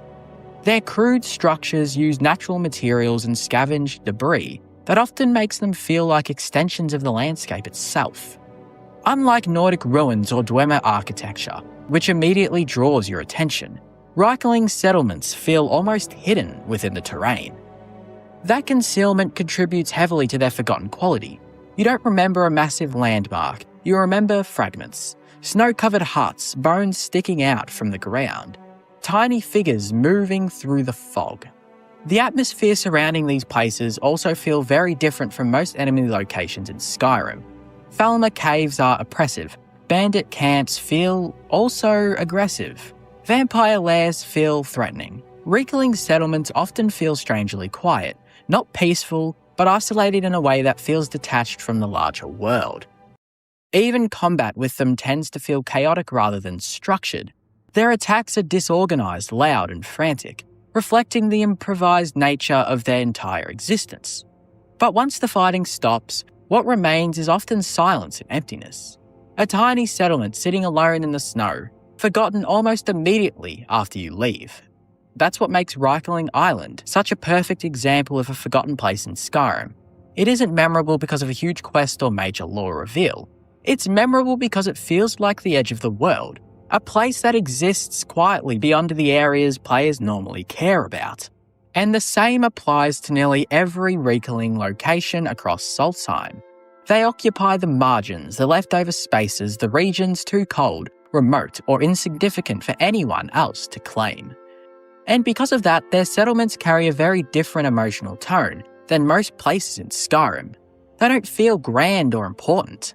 They feel overlooked, surviving quietly at the edge of the map while everything else draws the player's attention elsewhere.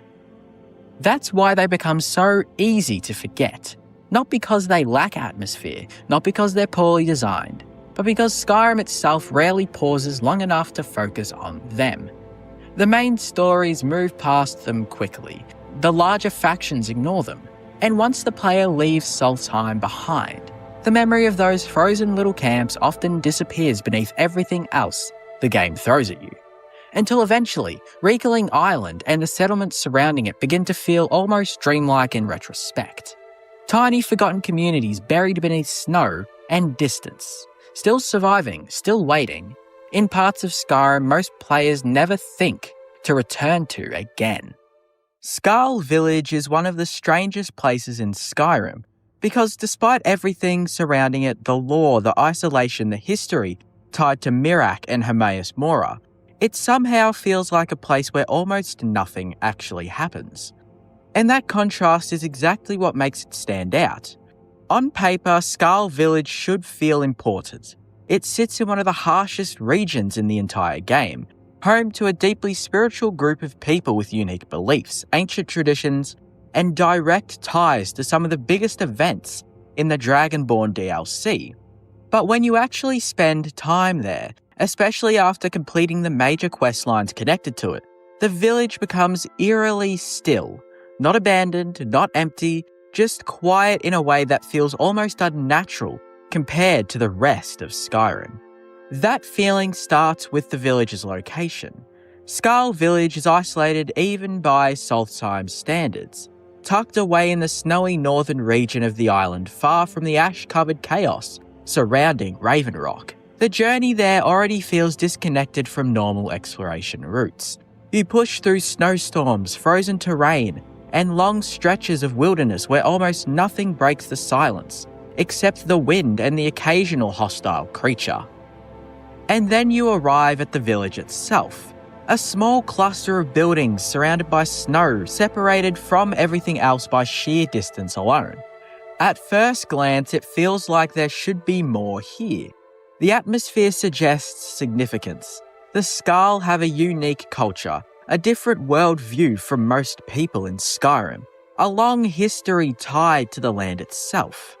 But once the initial novelty fades, you begin to notice how static the village actually is. The NPCs rarely move beyond their routines. The conversations stay limited. The environment barely changes. And unlike major towns or settlements elsewhere in Skyrim, Skarl Village doesn't feel like it's constantly generating activity around itself. It feels preserved in a fixed state. That fixed quality is what creates the sensation that nothing actually happens here. Even during major events tied to Mirak's influence, the village feels strangely restrained. The mind-controlled villagers work endlessly at the Allmaker stones, should create chaos or tension, but instead it creates repetition. The same motions repeated over and over again, the same emptiness in their behaviour. It doesn't feel dynamic, it feels suspended, like the village has been trapped in a loop, which evidently it has. But once that storyline ends, the stillness only becomes more noticeable, because after all the build-up surrounding the Skarl, the village simply settles back into silence again. That's what makes it so unusual compared to other isolated settlements in Skyrim. Places like Morthal or Dawnstar may feel quiet, but there's always underlying tension even after you've finished the quests. Rumours, conflicts, strange events, or constant movement beneath the surface. Skarl Village lacks that ongoing energy. Once its primary quests are complete, there's very little left to disturb the routine of the place.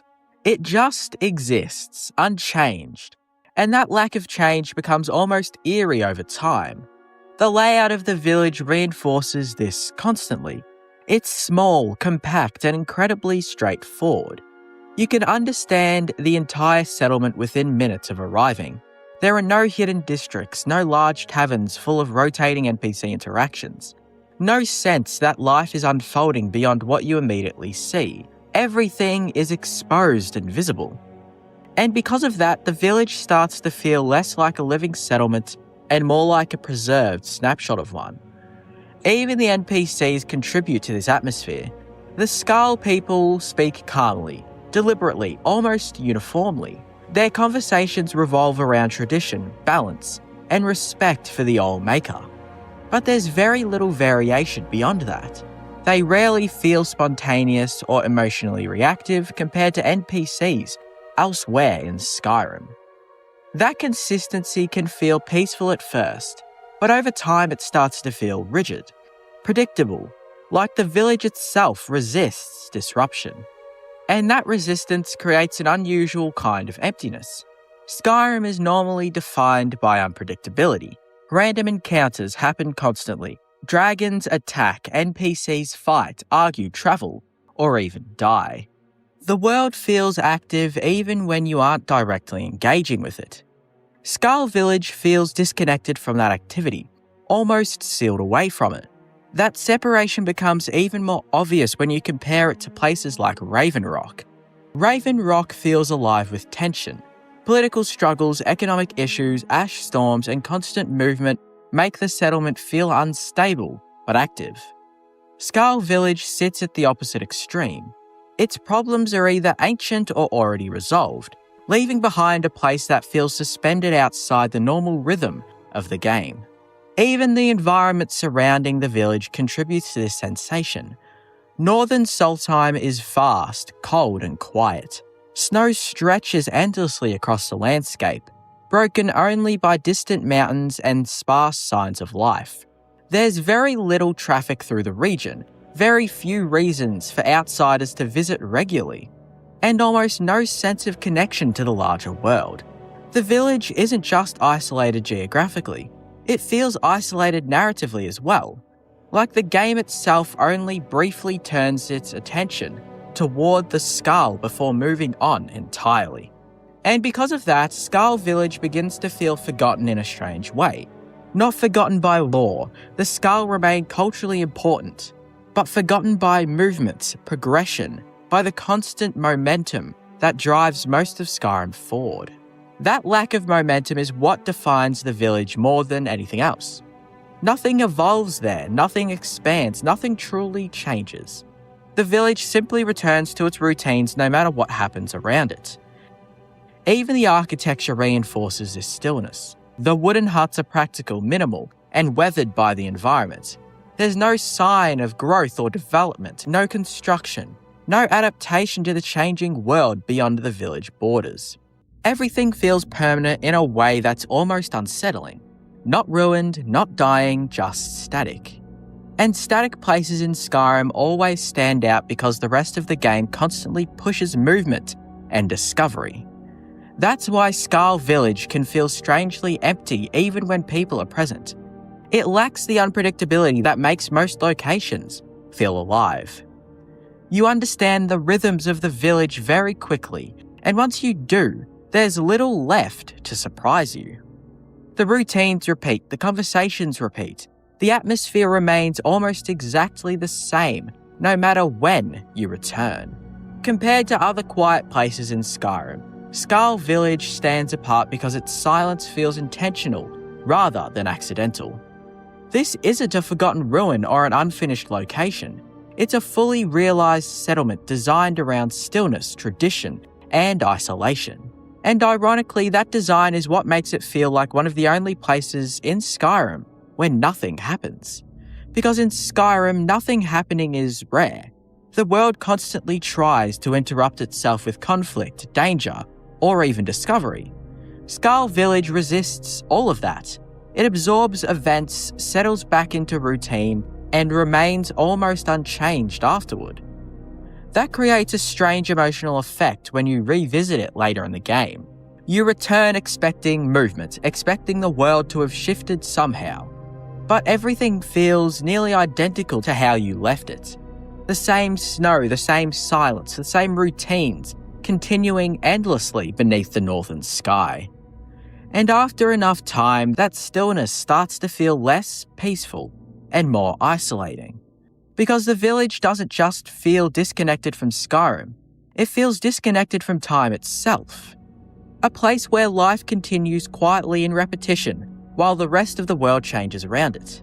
Not because the village lacks lore or significance, but because despite everything surrounding it, despite all the history and atmosphere attached to it, the place itself ultimately settles into complete stillness. A quiet corner of the island where the world seems to pause. And keep pausing long after you leave it behind. For every dragonborn who storms fortresses, slays dragons, and bends the world to their will, there are those who walk beside them, silently, loyally, and often unnoticed. Skyrim's world is vast, and its followers are as varied as its mountains.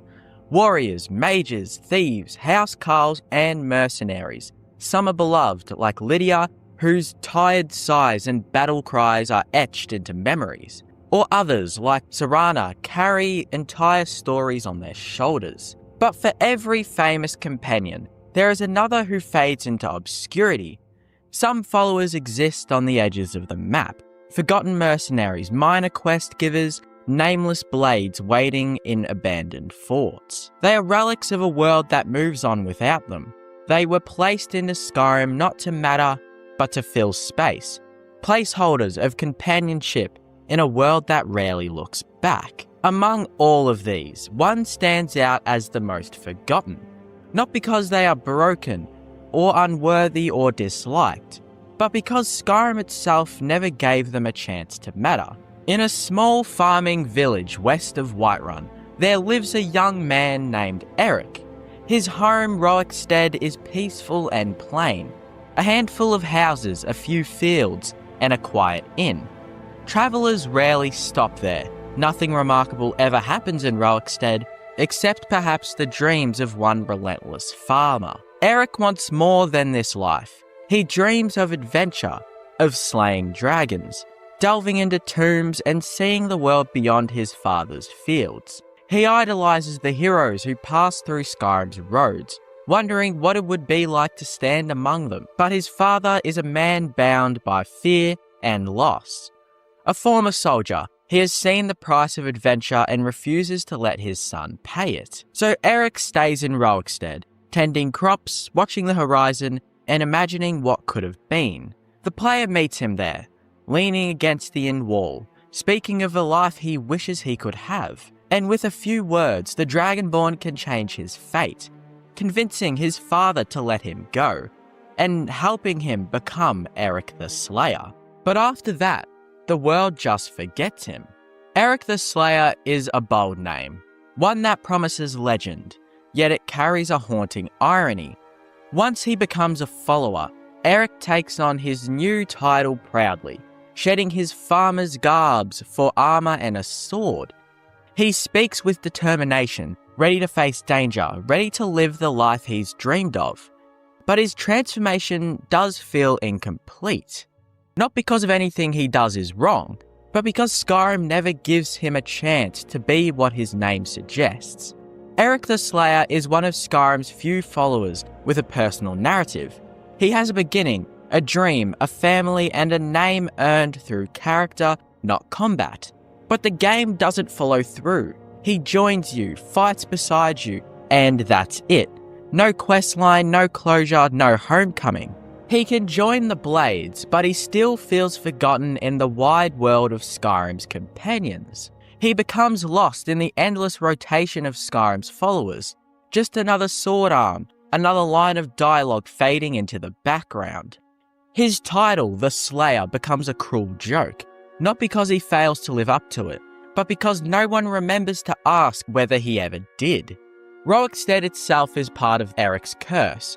The town is one of Skyrim's most isolated locations, a farming settlement tucked away between the Reach and Whiterun Hold, far from major roads or trade routes. Players visit it once, maybe twice, and rarely return. That geography shapes Eric's fate. He begins his story in a place that few players ever think about. And when he leaves it, there's no reason to go back. His home doesn't grow or change. His father doesn't get new dialogue. The town doesn't evolve with his absence. Eric's journey, therefore, is frozen in time. His leaving means nothing to the world, not even to Roekstead itself. This is the tragedy of Skyrim's forgotten spaces. They are alive only when you look at them. Once you walk away, they return to silence. And in that silence, characters like Eric vanish completely. Some followers in Skyrim achieve a kind of immortality. Lydia is remembered for her weary sarcasm and her loyalty unto death. Serana is remembered for her story, her conflict, and her heart. Even minor companions like Fandel or Janasa have unique reputations in the community. But Eric, he exists in the liminal space between relevance and erasure. He's not a bad follower at all. His combat is competent, his voice lines charmingly naive, his personality endearing, but Skyrim doesn't give him a purpose beyond that. He has no quest to complete, no items to find, no emotions are to conclude. He is static, in a game that thrives on movement. When players dismiss him, he simply returns to Roekstead, resuming the life he once longed to live. It's as though the world itself refuses to believe he could do more. In a land filled with warriors and gods, Eric is simply ordinary, and in Skyrim, ordinary is the same as invisible. What makes Eric the Slayer truly fascinating isn't his strength or weakness, it's his humanity. Most followers in Skyrim are defined by extremes. They are deadly assassins, tragic mages, divine heroes, or legendary warriors. Eric, by contrast, is painfully human. He doubts himself, he talks about his father, he admits his fear. That vulnerability makes him one of the most realistic characters in the game, and perhaps the most relatable. Who hasn't wanted to escape a small town? Who hasn't dreamed of being more, only to find that the world doesn't notice? In Eric, Skyrim quietly hides a mirror. He represents every dream that never quite takes flight. And that's what makes his eventual obscurity so heartbreaking. Because when you forget Eric, as most players do, you're forgetting something more than a follower. You're forgetting the beating heart of a person who wanted to matter. If you return to Roekstead after dismissing Eric, you find nothing has changed. His father greets you with the same words, the crops still grow, the innkeeper still cleans the same mugs. Time has basically stood still. But knowing Eric's journey, there's a subtle melancholy in that stillness. The fields are quieter without him. The air feels heavier. It's easy to imagine his father sitting at his table, wondering if his son is alive. It's easy to imagine Eric standing on a hill somewhere, staring back toward the village, wondering if he did eventually make a mistake. Roekstead becomes more than just a dot on the map. It becomes a symbol of ambition stifled, of potential unfulfilled, of dreams that bloom and die quietly in the shadow of greater things. In that sense, Eric isn't just the most forgotten follower or the loneliest companion. He's the embodiment of Skyrim's forgotten lives. If you travel to Roekstead at sunset, you can almost see him, a young man standing by the inn, sword in hand, gazing toward the horizon. You might have taken him with you once, you might have left him behind. Either way, his story remains unfinished. Eric the Slayer isn't a hero or legend. He's a whisper of what could have been, a dreamer trapped in a world that forgot how to dream. In the end, his tale reminds us that Skyrim's greatness doesn't just lie in dragons, shouts, or prophecies. It lies in the small, quiet people who dared to hope they could be something more. And in that sense, Eric will never truly be forgotten. Followers are the lifeblood of Skyrim's world. They make the frozen wilderness feel less lonely, lend a blade in battle, and remind the Dragonborn that even heroes need allies. From Lydia's stoic loyalty to Serana's tragic charm, followers in the Elder Scrolls Skyrim are more than simple companions. They're pieces of narrative identity scattered across the land. Yet, not all followers share in that attention. Some are adored by players, immortalized in memes, stories, and mods. Others, however, fade into obscurity, forgotten not because they lack worth, but because the game itself hides them away, burying their stories beneath the noise of dragons and destiny. Among these unsung names stands one of Skyrim's most tragic and overlooked characters, Rogi Notbeard, the Nord miner of Kynes Grove. He is a man defined by humility, loyalty, and quiet endurance. And for that very reason, almost no one remembers him. To find Rogi Notbeard, one must first find Kynes Grove, a small mining village just south of Windhelm, tucked between jagged cliffs and thick pine woods. It's the kind of place most players pass through once, perhaps on their way to fight the dragon during the Way of the Voice. The dragon's resurrection overshadows everything, even the people who live there. Rogi can be found in the Braidwood Inn, usually drinking or sharing stories with the locals. He's a miner by trade, though his family's history runs deep with adventure and pride. He tells the player that his ancestors were warriors and explorers, and that his family heirloom, a treasured ancestral shield, has been lost to time. That simple backstory becomes his defining feature, his personal quest. Rogi's ancestral shield sends a player to recover it from one of several possible Radiant dungeons. It's a small, unassuming favour, a far cry from the epic battles or Daedric bargains that define other quests. But that's the tragedy of Rogi Notbeard. His story is simple, human, and entirely overshadowed. Skyrim's world doesn't pause for men like him. Unlike Serana, Farkas, or Ayla, Rogi has no scripted battles, no grand introduction, and no unique combat dialogue. He doesn't tie into a faction or carry mortal weight. When his quest is complete, he becomes available as a follower, but few players even realise it. Part of the reason lies in his placement. Kynes Grove is small, with no quests leading the player to speak with its residents beyond brief encounters. Rogi himself is never essential to any main questline, unless you explore and talk to him by chance. You'll likely never even know he exists. And even if you do recruit him, his combat abilities are modest.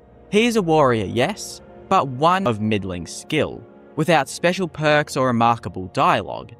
In a world filled with vampires, mercenaries, and werewolves, a simple miner fades quickly into the background. But what makes Rogi truly forgotten isn't his statistics, it's his humanity. Skyrim's world celebrates grand heroics and dark magic. It rarely celebrates the ordinary man who wakes up, works, and drinks to forget how small his life has become. Rogi Knotbeard embodies that ordinariness so perfectly that he vanishes into it. Kynes Grove itself, it is a settlement that exists in the margins. Not quite a village, not quite a ruin. Its people are miners eking out a living beneath the shadow of dragon-haunted mountains. Rogi represents the working class of Skyrim, the ones who dig, build, and survive while heroes chase prophecy. He is a reflection of the lives the Dragonborn passes without noticing. When you speak to him, there's a warmth in his tone, a rough honesty that contrasts sharply with the arrogance of nobles or mercenaries. He doesn't want power, he doesn't seek vengeance. All he wants is to reclaim his family's honour, symbolised in a shield lost long ago. That quest, modest as it seems, says everything about him. He doesn't dream of slaying dragons or ruling kingdoms. He dreams of remembering who his people were. And in doing so, he exposes one of Skyrim's quietest truths, that history forgets those who never sought to shape it. The tragedy of him isn't just narrative, it's mechanical.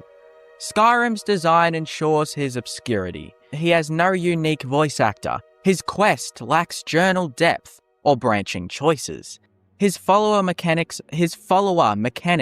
are identical to countless others. He doesn't tie into Radiant events, doesn't attend gatherings, and doesn't appear in factional politics. And yet, the lack of distinction is the point. Rogi represents the countless Nords, miners, farmers, and soldiers who populate Skyrim's world but never make its history books. He is the statistical average given form. That's why most players never recruit him, not because he is unworthy, but because the game itself whispers that he isn't important. And in that silence, the player learns something profound about Skyrim's world. Importance is not the same as worth. Rogi's Ancestral Shield quest, though simple, is surprisingly vast when examined closely. He asks the Dragonborn to retrieve a piece of his family's past, lost in some forgotten dungeon. There's something deeply symbolic about this quest. A man buried in obscurity sends the player into another forgotten place to recover a relic of a forgotten line.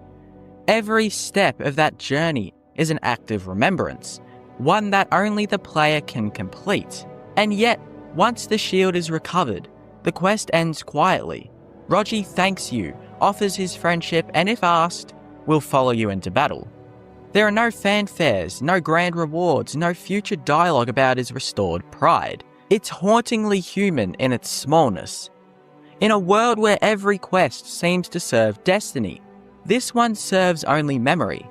And that, paradoxically, is what makes it unforgettable, even as most forget it exists. To understand Rogi's obscurity, one must contrast him with Skyrim's more famous followers.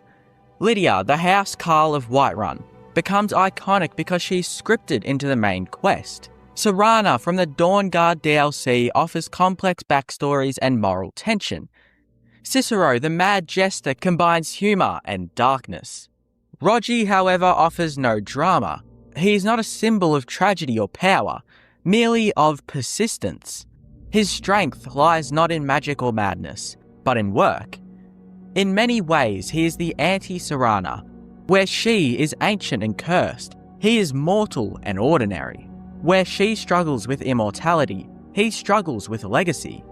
Where others seek redemption or revenge, Roger seeks recognition. It is precisely because he lacks spectacle that he is forgotten. And yet, that's what makes him seem uniquely real.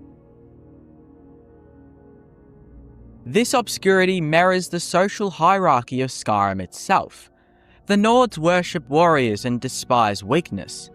They remember heroes, not miners. They sing songs of his grandma, not of those who dug the stone his fortress was built on. Kynes Grove's miners live under this shadow of cultural neglect.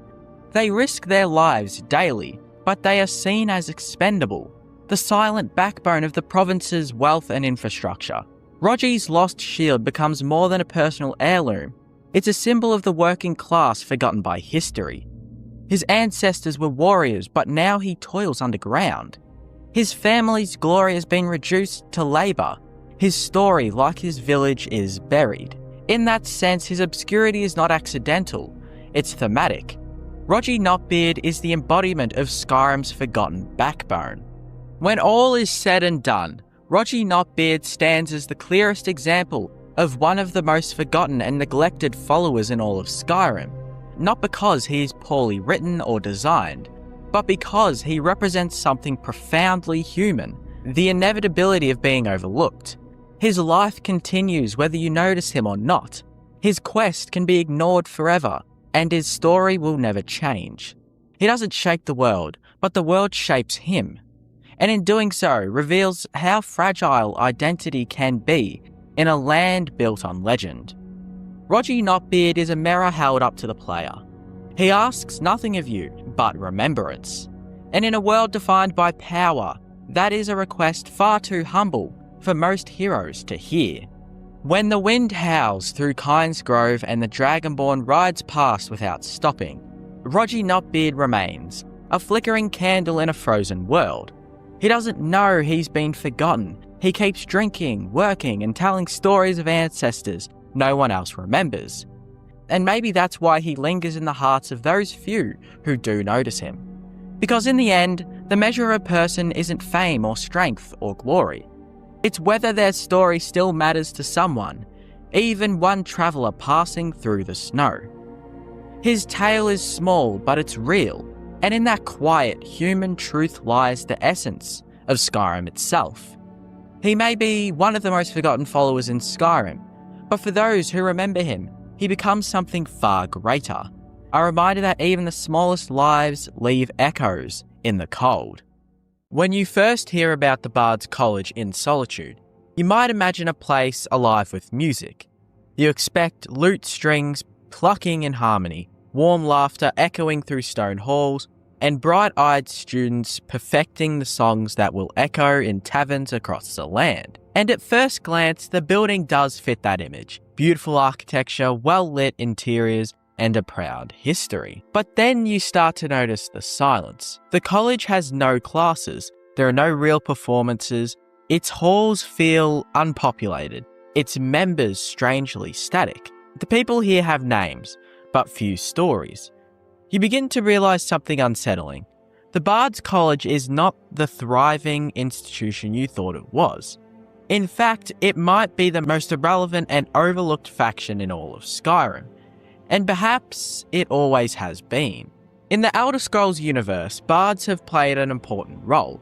They're not just musicians, they're the keepers of history, the chroniclers of great deeds, and the voices of rebellion when courage is needed the most. The Bard's College in Solitude was once a prestigious institution, located in Skyrim's capital of culture and politics. It should, by all rights, be a centre for artistry. Historically, it attracted talented performers from across Tamriel. But by the time the Dragonborn arrives, this grand legacy feels faded. The college is more of a relic than a living, breathing school. Its members, though charming in their own way, don't seem to be learning or teaching. They're simply there, existing between dusty bookshelves and empty performance stages. The Elder Scrolls lore tells us the college was important once. The game shows us something else entirely. When you approach the Bard's College, the building stands proudly along Solitude's upper district, near the Blue Palace. It's large, stately, and undeniably well kept. You might expect a recruitment process, an audition, or at least a trial. Instead, you're pulled into the college through a favour for the headmaster, a quest involving a lost verse from King Olaf's verse. The initiation is surprisingly anticlimactic. You don't prove yourself as a musician, you don't learn a song, you don't even play an instrument. You simply recover a piece of writing, return it, and watch a festival unfold. And just like that, you're a bard. Except you're not given classes, or lessons, or a role to play. You've joined a faction that doesn't actually do anything. Walk through the Bard's College and you'll meet several named NPCs. They each hold titles suggesting a speciality: drum, flute, lute. You might think this means they can teach you to play, but their lessons are just small skill boosts tied to short fetch quests. After that, they have little to say beyond generic greetings. There's no sense of progression. The college doesn't seem to have schedules, rehearsals, or recitals. The so-called students are nowhere to be found. The entire place feels like a museum display, a snapshot of a once thriving institution frozen in time. Even in a game full of factions with flawed structures, the Bard's College feels particularly hollow. It's as though Bethesda built the framework for a deep role-playing experience and then stopped halfway. The Bard's College questline is perhaps the shortest of any major faction in Skyrim. You start with Tending the Flames, the King Olaf quest. It's an enjoyable little adventure taking you to Dead Man's Respite, where you recover the lost verse. The highlight is seeing the burning of the king at the Solitude Festival, a rare and purely cultural event in Skyrim. But then that's it. The follow-up quests are 3 small radiant jobs from the college staff. Recover a flute, a drum, and a lute from random dungeons. They're forgettable, mechanically identical, and carry no narrative weight. When you finish them, nothing changes in the college. You receive a few gold coins and skill boosts, but no new opportunities, no recognition, no sense that you've advanced as a bard. Compared to the Companions, the Thieves Guild, or the College of Winterhold, the Bard's College doesn't even pretend to offer a storyline. It's not just forgotten by the world, it feels forgotten by its own designers. If you linger in the Bard's College for too long, the quiet becomes oppressive. The halls are spacious and full of light, but they're empty. NPCs wander aimlessly, not interacting with one another. No music plays unless you force it by requesting a performance from a wandering bard in a tavern, not from anyone here in the actual Bard's College. You'd expect this to be a lively counterpoint to Skyrim's many battle-worn halls and dark dungeons. Instead, it feels abandoned in spirit. Even Solitude's tavern, the Winking Skeever, feels more like a bardic hall than the Bard's College itself. The Dragonborn, savior of the world, can become a member of the faction and still find themselves standing alone in a silent room, wondering if anyone in this building even remembers their name. Lore-wise, the Bard's College should be one of the most politically and culturally influential factions in Skyrim. Bards are storytellers, and stories shape public opinion.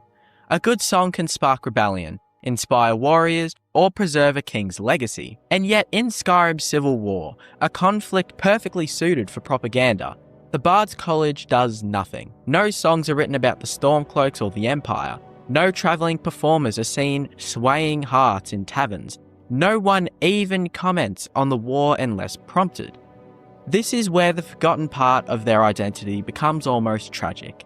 They could have been Skyrim's voice in a time of chaos. Instead, they're a background decoration in the safest, wealthiest city in the province. It's almost cruel to compare the Bard's College to Skyrim's other factions. The Dark Brotherhood is a shadowy family of assassins with a full questline, a base that changes over time, and characters you grow attached to. The College of Winterhold lets you rise through the ranks, learn magic, and eventually lead the institution. Even the small Blackbriar family in Riften has a more active influence and involvement in the game world. The Bard's College, on the other hand, doesn't evolve. It doesn't respond to your achievements. You're not given a title beyond a member. It's not just forgotten by players, it seems to be forgotten by the game itself. Many players go through the entire Skyrim playthrough without ever setting foot in the Bard's College. Part of the reason is its location. Solitude is far to the northwest, often visited late in the game.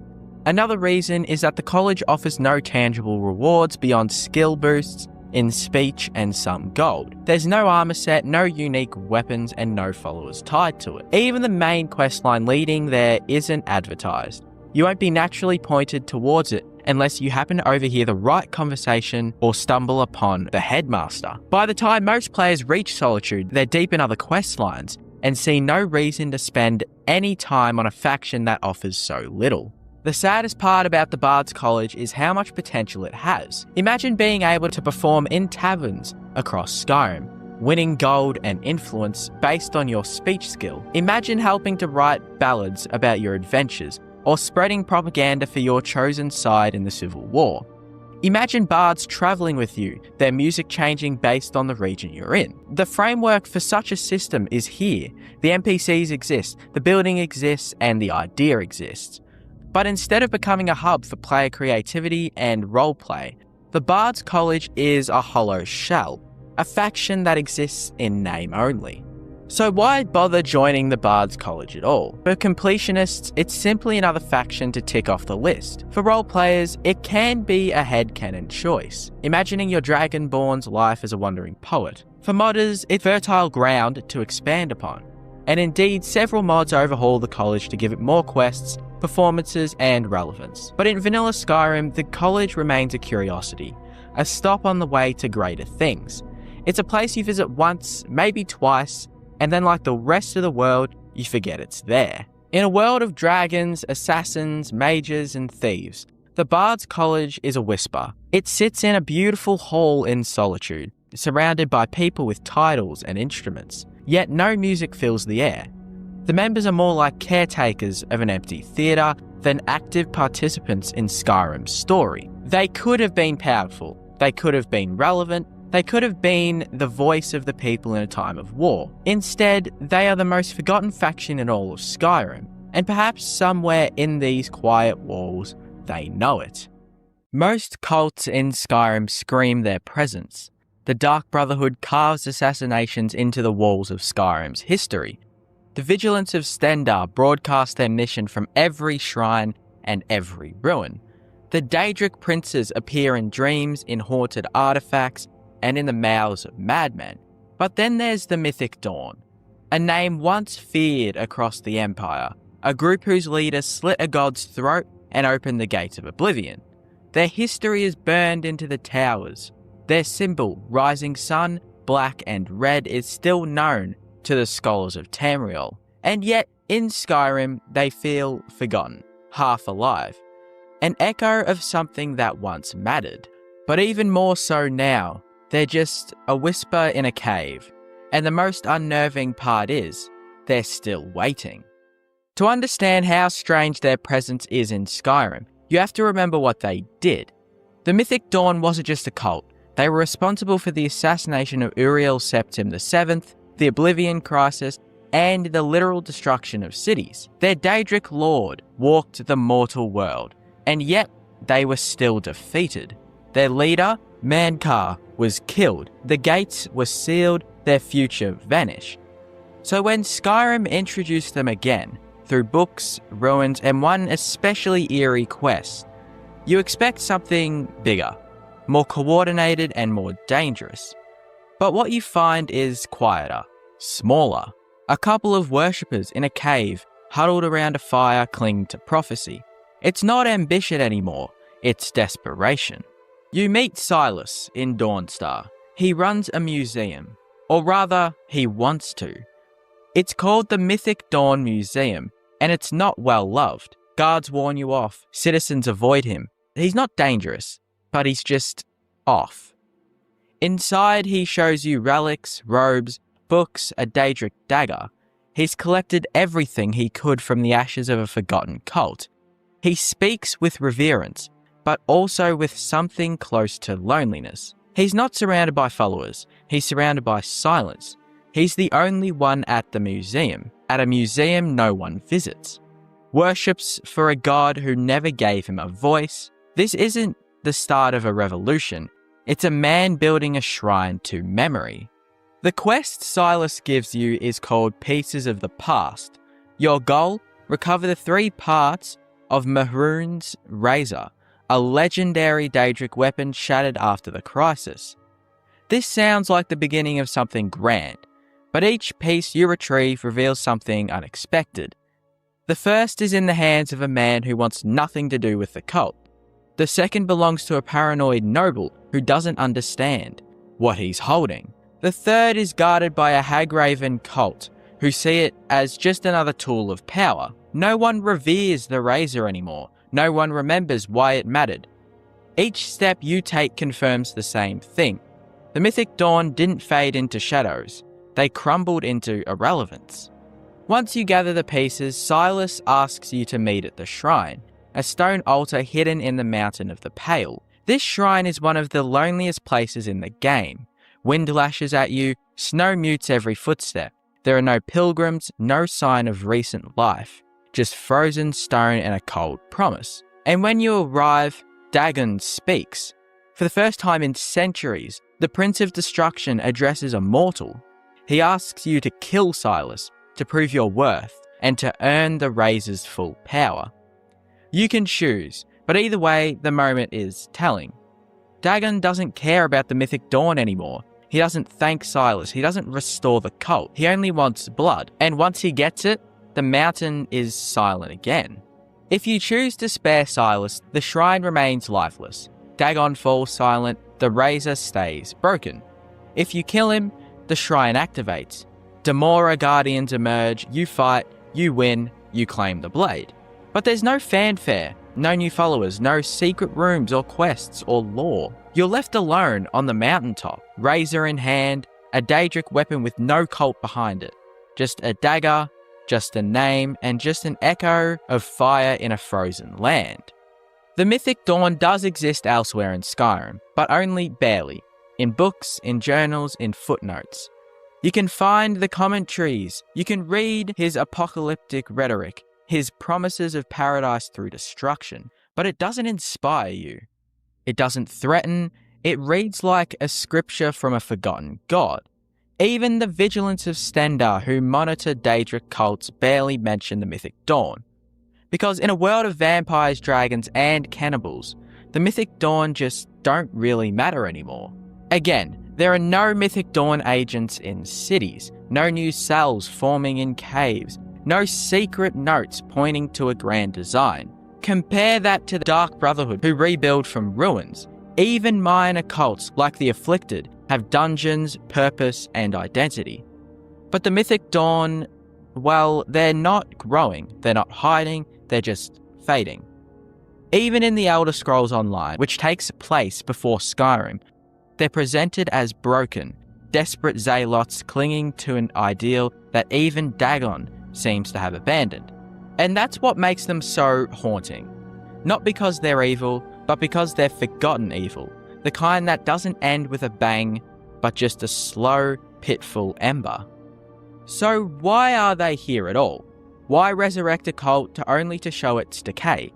Maybe that's the point. The Mythic Dawn isn't here to terrify you. They're here to remind you that some ideologies don't die in fire. They die in failure, in fading purpose, in cold shrines and unvisited museums. Their presence in Skyrim isn't a threat, it's a ghost. And in a game so obsessed with legacy, with prophecy, and with power, the Mythic Dawn might just be the best warning of all, that not every story can get a second chapter. There's something quietly unsettling about how often the Mythic Dawn symbol still shows up in Skyrim, however. You'll find it burned into old banners, engraved in books, worn on amulets that have no magical use, no stats, and just presence. You can't interact with it, can't use it, it's just there. The rising sun over a bloody horizon, a mark of the Fourth Era's most infamous cult, still visible 2 centuries after its fall, almost like a scar that can't even heal. What's disturbing isn't that it remains, it's that no one talks about it. NPCs don't recognize it, guards don't react. Even Silas, who surrounds himself with the remnants of the cult, never truly explains what the symbol means. It's one of the only visual motives in Skyrim that has such a deep history. But zero in-game explanation, no codex, no glossary entry, no loading screen tips. It's just a glyph tied to apocalypse, left hanging in caves and museums as if it's no different than a moth wing or a Dwemer gear. And that silence, well, it's deafening, because it reminds you that some horrors don't end in fire. They fade. They become decoration, forgotten relics of people who once thought they could reshape the world with daggers and dreams, but ultimately couldn't. And now it's just reduced to symbols that just sit there watching and watching over and over again. The razor is one of the strongest weapons in Skyrim. It has a chance to kill instantly, no matter the target. It's powerful, but it's not symbolic anymore. There's no ritual attached to its use, no reputation. It's just a weapon you got from a dead man's obsession. And that's the perfect metaphor for the mythic dawn in Skyrim, a cult that once shook the world, reduced to a side quest with an optional reward. No purpose, no legacy, just a name, just a relic, and just a whisper in the snow. Skyrim is full of groups trying to be remembered. The Stormcloaks fight for history, the Thieves Guild fight for relevance, the College of Winterhold fights for prestige, but the Mythic Dawn, they're not fighting anymore. They're waiting for Dagon to speak again, for Cameron's paradise to return, for the world to burn, but the world just moved on. And maybe that's the saddest thing of all. Not that they failed, not that they were evil, but that they waited, and no one was watching at all. Skyrim is a land defined by diversity.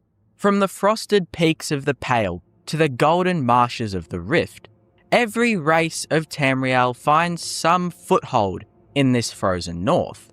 Nords call it home, Imperials claim its roads, Dunmer fill its grey quarters, Khajiit roam its borders, and Argonians labour in its shadows. It is, in many ways, a microcosm of the Empire's reach, a melting pot of peoples drawn together by war, trade, and prophecy. Yet, amid all that life and struggle, there is a peculiar absence. For all of its cities, caves, ruins, and villages, there is one race that simply doesn't exist anymore in Skyrim.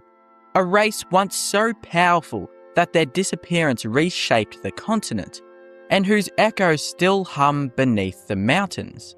No other race in Tamriel has vanished so completely. Their cities remain, their machines still stir, and yet not one living soul of their kind walks the earth. Skyrim remembers them not as ancestors, but as ghosts of metal and stone. The Dwemer were not like the Nords or the Dunmer. They were not warriors or mystiques, not farmers or priests. They were engineers, philosophers, and atheists. People whose god was reason itself. They called themselves Dwemer, meaning people of the deep. To the Nords they were the Deep Elves, an ancient branch of the elven races who sought not divine favour, but divine understanding. Their cities tunnelled into the roots of Skyrim's mountains, vast labyrinths powered by magma and mystery. While other races built in wood and stone, the Dwemer built in brass and steam. Their ruins are filled with whirring machines, pressure valves, and ancient gears that still turn after thousands of years. These mechanical sentients, dwarven automatons, guard the secrets of their makers, long after the makers themselves turn to dust. The irony of the Dwemer's absence is that they are everywhere. Their architecture defines Skyrim's underworld. Their machines patrol its ruins. You can almost feel their presence in every hiss of steam, every echoing clang of metal deep below the earth. And yet, not one of them remains alive to claim it. The Dwemer's disappearance is one of the greatest mysteries not only of Skyrim, but of all Nirn. At the height of their power during the First Era, they were the most advanced civilization in existence. Their cities glowed with light, their knowledge rivaled that of gods, and their understanding of tonal architecture, the use of sound and vibration to shape reality, was unmatched. But in a single unrecorded moment, they vanished. Not killed, not conquered or erased. they were just gone. Every Dwemer across all of Tamriel gone in an instant. The cause of their disappearance centers on one thing: their chief tonal architect, and his work with the heart of Lorcan, the divine organ torn from the god who created the mortal world. He believed he could use the heart to transcend morality itself, to give his people eternal existence without the burden of divine subservience. The result was probably annihilation. In one fatal experiment beneath Red Mountain, the Dwemer simply ceased to exist. Their bodies did not decay, their souls did not ascend. They left no corpses, only armor lying empty on the ground. Only one being survived, Yargrim, a Dwemer engineer who was absent in another realm during the disappearance. When he returned, he found himself utterly alone, the last of his kind. His body began to rot, his mind to falter, and his name became synonymous with extinction. When the Dwemer vanished, the world didn't cheer, it shuddered. Their disappearance left entire economies and ecosystems in chaos. The Nords lost their trading partners. Even the Daedra, it said, took note of the silence. Skyrim's mountains became graveyards. Miners who stumbled upon Dwemer ruins whispered of noises that shouldn't be there.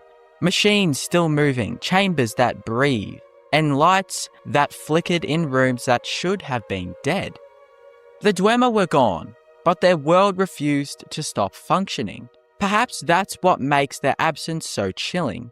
Death in Skyrim is common. You can meet ghosts, Draga, or necromancers who cheat it daily. But the Dwemer didn't die. They simply stopped existing, leaving behind a world that continues to function as though waiting for their return. Every gear that turns in their ruins is a heartbeat with no body. Every glowing crystal is a memory with no mind. If the Dwemer are gone, why do their creations still walk? The dwarven automatons are the last moving fragments of a vanished civilization. These machines defend the ruins tirelessly, programmed to attack anything that disturbs their halls. Some scholars believe the automatons are powered by magical cores or soul gems, but others whisper that the Dwemer themselves became these machines. That Cagrene's great experiment didn't destroy them, it transformed them. This theory suggests that the Dwemer didn't die. They exist within these machines, their consciousness distributed through the humming veins of their cities. Every centurion is a fragment of a collected soul, a mechanical echo of godless people. It's an idea both beautiful and terrifying, a race that sought immortality and found it in metal and fire, condemned to wander their halls forever as hollow echoes of their former selves. When the Dragonborn descends into a Dwemer ruin, it's not just exploration, it's intrusion. You're walking through a graveyard that still breathes. The Dwemer's faith, or lack thereof, was their defining trait. They rejected gods, Daedra and Aedra alike, believing that divinity was an illusion born of mortal ignorance. To them, the gods were not omnipotent beings, but powerful entities bound by the same rules of reality as mortals. Through study and reason, they believed these mortals could ascend to the same level or surpass it entirely. It was this ambition that led Cagrene to the heart of Lorcan. The Dwemer wanted not to serve the divine, but to become divine on their own terms. Their philosophy was cold, precise, and merciless. Where the Nords had myth and mead, the Dwemer had logic and mathematics. Their temples were not houses of worship, but laboratories. Their priests were not prophets, but scientists. It's a vision of the world utterly devoid of comfort. No gods, no afterlife, only the endless pursuit of knowledge. Perhaps in their arrogance they found what they sought, a form of transcendence beyond mortal comprehension. Or perhaps they simply made themselves nothing at all. So why call the Dwemer the race that doesn't exist? Because they are both gone and present. Their absence is visible, their influence is tangible. They are the ghosts of progress, haunting Skyrim's mountains with the hum of their forgotten machines. Every adventurer who delves into a Dwemer ruin feels it, the sense that something is watching, measuring, and calculating. The ruins feel alive because in some strange way, they are. No other race in Skyrim evokes that same paradox. The Nords dominate its surface, the Dunmer thrive in exile, the Argonians endure in bondage. But only the Dwemer exist as both memory and mechanism.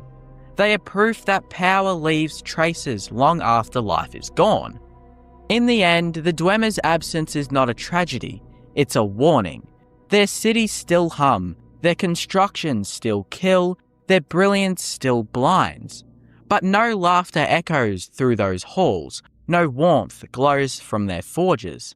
The Dwemer proved that gods can be denied, but they also proved that in doing so, one risks becoming less than mortal.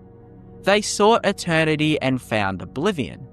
And in Skyrim, where every race struggles to survive the cold, perhaps the greatest miracle is not immortality, but simply still being here. Because beneath the snow and stone, the Dwemer wait, not as ghosts, but as a memory the world refuses to let die. The only race that doesn't exist in all of Skyrim, because they were too clever to live. What makes a place truly forgotten in Skyrim isn't whether it's hidden on the map or difficult to reach. It's whether the world and the player eventually stop thinking about it. Some of these places are incredibly detailed. They have unique atmospheres, strong lore, memorable designs, even entire stories attached to them. But Skyrim is such a massive game, constantly pulling your attention towards big cities, larger quests, and more dramatic moments, that certain locations slowly fade into the background, no matter how interesting they actually are. And over time, that fading becomes part of their identity. These places start to feel disconnected from the rest of the world, not abandoned completely, but overlooked, existing quietly at the edges of the game while everything else keeps moving forward. That's what makes revisiting them so interesting. Because when you go back after hours away, you suddenly notice how much atmosphere was always there. The isolation, the strange details, the feeling that these locations have been sitting untouched, while the rest of Skyrim carried on without them. And in a weird way, that can make them feel more real than some of the major cities. Because forgotten places don't feel designed around the player. They feel like parts of the world that simply kept existing, whether anyone noticed them or not. And that's why they stick with you once you finally revisit them. Not because they're the biggest or most important places in Skyrim, but because they feel like lost pieces of the world, quietly buried beneath everything else the game wants you to remember. Skyrim is full of settlements that demand your attention. Whiterun welcomes you into its bustling market and towering Dragon Reach. Riften draws you into webs of crime and corruption. Even the smallest villages, Riverwood, Iverstead, Dawnstar, call to you with quests, rumours, or troubled locals.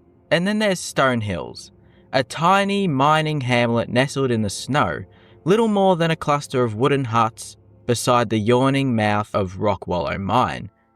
Stone Hills is one of Skyrim's most obscure settlements.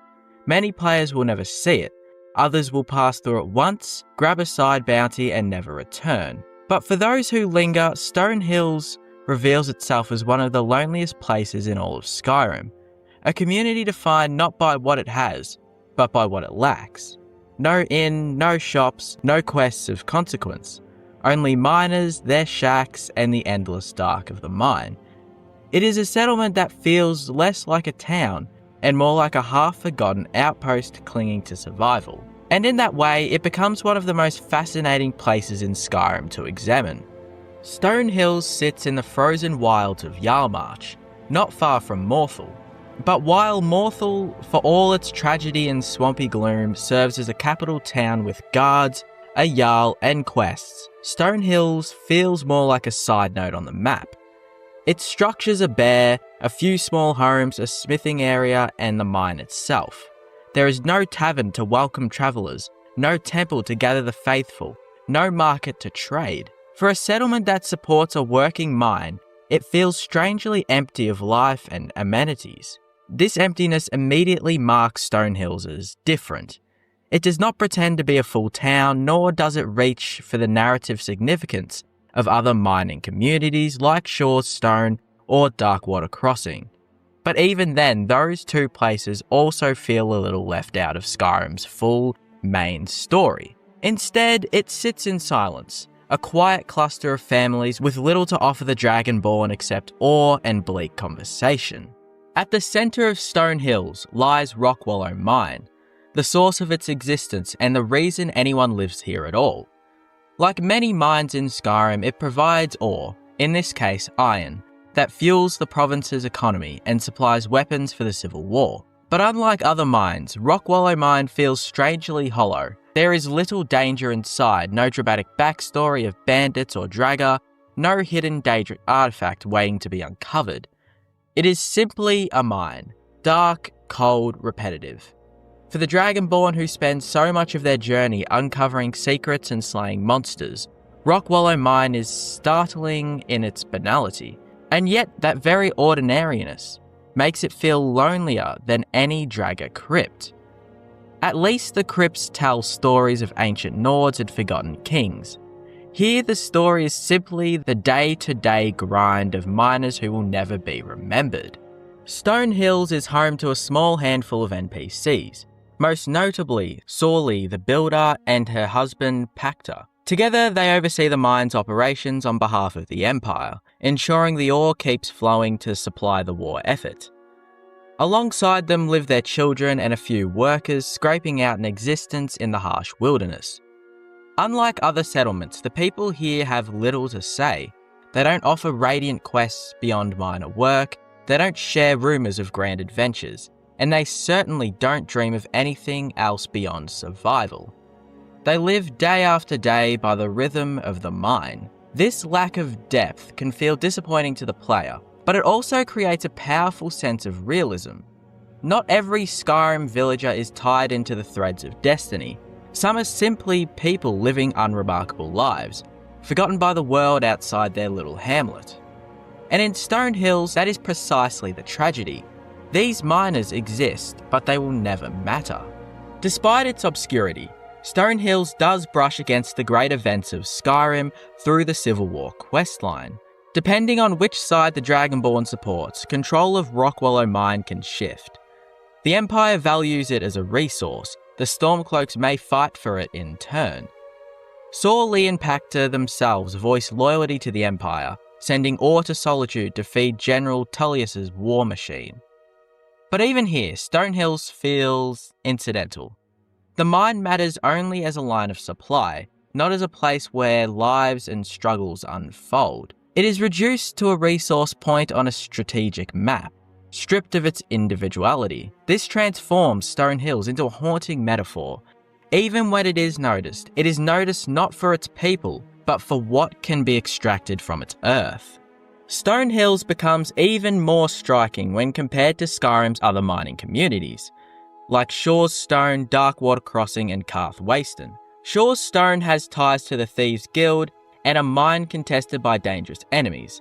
Darkwater Crossing is defined by tragedy with survivors of Helgen trying to rebuild their lives. Karth Waston serves as a flashpoint for the Silverblood family's ruthless expansion. Each of these towns, though small,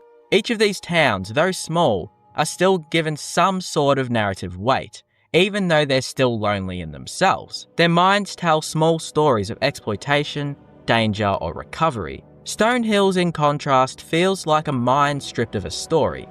Its only identity is labour and silence. It does not cry out for help, it does not beg the Dragonborn to intervene. It simply exists, lonely and untouched. Perhaps the most powerful feature of Stonehills is its silence. There are no bustling streets, no chatter of markets, no drunken songs from taverns. The soundscape is reduced to the crunch of snow, the crack of a pickaxe in the mine, and the occasional sigh of wind across the frozen tundra. For players who stumble upon it, this silence can feel almost unsettling. Skyrim is a world brimming with constant noise, dragons roaring, Nords brawling, and merchants shouting. To enter Stonehills is to enter a pocket of emptiness. That emptiness in turn makes it one of the most loneliest places in Skyrim. Stone Hills occupies a peculiar role in Skyrim's design. It is a named settlement large enough to appear on the map, with unique NPCs and a functioning economy, and yet it is treated with the narrative weight of an unmarked farmstead. In many ways, it feels like content that developers left unfinished. A town sketched onto the canvas but never really painted, with a lot of quests or stories. The fact that it exists at all feels kind of accidental, as though Bethesda couldn't quite decide whether to make it a real village or leave it as a background dressing. This in-betweenness contributes to its air of forgotten loneliness. It is a town that barely exists in the eyes of both the world and the player. When the Dragonborn enters Stone Hills, what do they really feel? For many, it's a brief stop. Perhaps a bounty quest sends them here, or they wander by on the way to another destination. The player mines a little ore, speaks briefly with Sorley or Pacta, and then moves on. But for those who pause, the atmosphere begins to seep in. The stark snowfields, the small homes huddled together, the endless grind of the mine, and the lack of anything beyond survival. The result is a settlement that feels profoundly lonely to inhabit. Players often leave quickly not because of the danger, but because there is simply nothing to hold them here. When all is said and done, Rockwallow Mine and Stone Hills embodies the concept of loneliness more than almost any other place in Skyrim. It is not lonely because of ghosts or tragedy. It is lonely because of neglect. Neglect by the developers, neglect by the game's narrative, and neglect by the Dragonborn, who rarely stops long enough to notice it. It is a mine that exists without purpose beyond labour, and a town without identity beyond its ore, and a community without recognition beyond a single line on the map. In a game filled with legends, gods, dragons, and quests of world-shattering scale, Stone Hills is a reminder of the other side of Skyrim, the forgotten lives of those who mine, survive, and pass into obscurity without ever shaping history. Stone Hills may be the loneliest mine in Skyrim, but that loneliness makes it strangely powerful. It reminds us that not every settlement is destined for greatness. Some exist only to endure. Some communities live and die without songs or sagas, and their work is swallowed by the silence of snow. In this way, Stone Hills feels almost more real than the grander cities of Skyrim. It is not a stage for adventure, it is a background detail of a world that does not revolve around the Dragonborn. And perhaps that, more than anything, is why it lingers in the minds of players who do stop to notice it. Stone Hills stands eternal, a lonely hamlet in the snow, clinging to its mine, forgotten by all, but the pickaxes echoing in the dark. There's a certain sound that pulls you in long before you reach the mouth of this mine. It's not the ring of a pickaxe or the cheerful chatter of miners hauling in another day's pay. No, what you hear is quieter, sharper. The crack of a bowstring in the distance, the whistle of an arrow splitting the air, and then silence.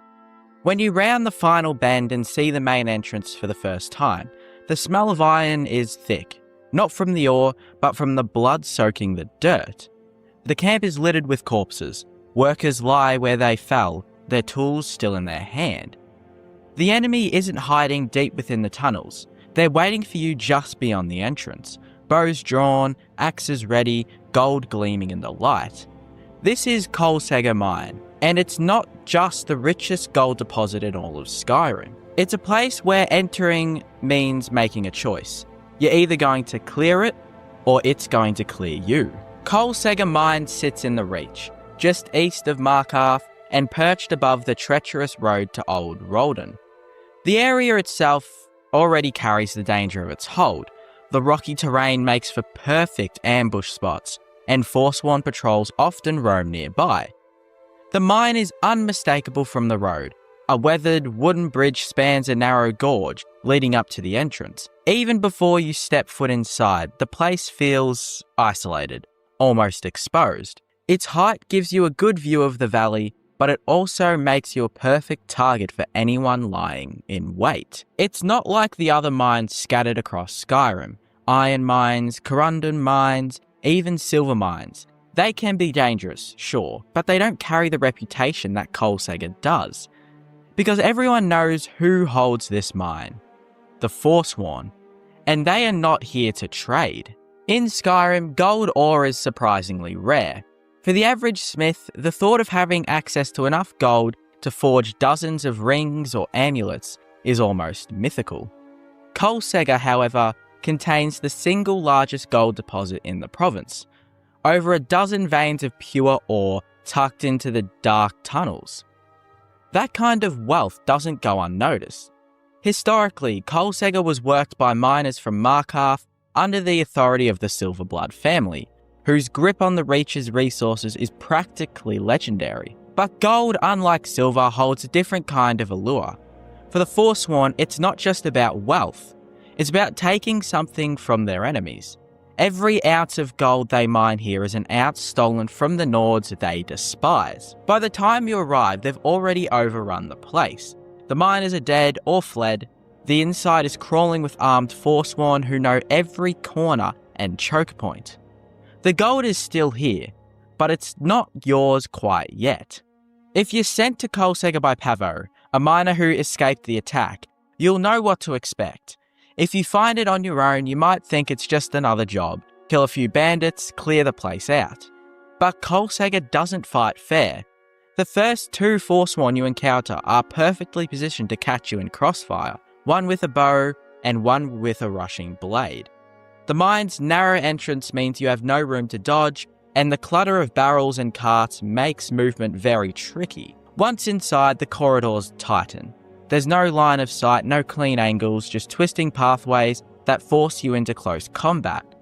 And the Forsworn are nothing if not aggressive. They'll push, they'll flank, and if you're unlucky, you'll be caught in a corner with a Briarheart, swinging a two-handed weapon. Many players underestimate the difficulty here, but Colsega, unlike most small mines, wants you to underestimate it. It wants you to think it's just another skirmish, and then it crushes you. The most dangerous enemy in Colsega is the Forsworn Briarheart, a warrior magically altered to replace his heart with a Haggraven's dark magic. These are not mere men. They are living weapons, faster, stronger, and far more resistant to pain than the average Forsworn fighter. In many ways, the Briarheart is the symbol of Colsega's danger. He doesn't just guard the gold, he stands as a reminder that the Forsworn are not a disorganized rabble. They are coordinated, ritualistic, and willing to twist themselves into monsters for power. The Briarheart fights like he knows the tunnels better than you ever will. He'll use the narrow corridors to his advantage, forcing you to backpedal into other enemies. He doesn't need to rush. You'll come to him eventually. Because the mine's design funnels you into his lair. And when you finally strike him down, you've won the mine. At least until the Forsworn return. Colsega Mine is most famously tied to the quest Clear Colsega Mine, given by Pavo. It's straightforward. Kill every Forsworn inside so that the miners can return to work. But here's the thing. The quest changes the mine in a way few locations in Skyrim do. Once you've cleared it, the Forsworn don't immediately respawn. The miners move back in and start working on the gold veins, and the place feels alive again. For a while. Eventually, the Forsworn do return, and when they do, it's another bloodbath, undoing everything you fought for. There's no permanent victory here, only temporary reclamation. Colsega Mine is dangerous not because of one battle, but because it's a cycle. No matter who holds it, someone will always want it back. Colsega's location isn't just remote, it's symbolic. Markarth is the stronghold of Nordic rule in the Reach, a city literally carved into Dwemer's stone, representing centuries of control over the land the Forsworn believe is rightfully theirs. Colsega sits far enough from the city to be vulnerable. Every day the Forsworn hold it is a day that they defy the authority of Markarth. For the player, this means the mine isn't just a loot spot, it's a front line. You're stepping into a fight that's been going on for generations, and you're not ending it. You're just picking a side for a single battle. And Colsega, it will still remember. Even after you clear the Forsworn, Colsega feels uneasy. The bodies of miners lie where they fell, some still clutching pickaxes, others sprawled on the ground outside. There's no scripted funeral, no burial, their deaths are permanent, their names forgotten. The mine's tunnels are dimly lit, the walls jagged with gold that seem almost to gleam in mockery. The deeper you go, the quieter it gets, until all you hear is the echo of your own footsteps and the occasional drip of water from the ceiling. It's not just a dangerous place, it's an oppressive one. And when you walk out into the Reacher's grey skies, the relief you feel is immediate. You survived. This time. Coal Sega Mine is one of the best places in Skyrim to mine gold. A dedicated player can walk out with enough ore to smelt dozens of ingots, which can then be turned into jewelry for smithing experience or sold for a tidy profit. This makes it one of the most rewarding and therefore tempting locations in the game. But that temptation is part of the danger. Players often approach it early, thinking they can handle it only to be quickly overwhelmed. The irony? Many never return after that first failed attempt, leaving the gold and the mine to the Forsworn indefinitely. Coal Sega doesn't care about your ambition. It buries the greedy just as quickly as it buries the careless. Other dangerous mines exist in Skyrim.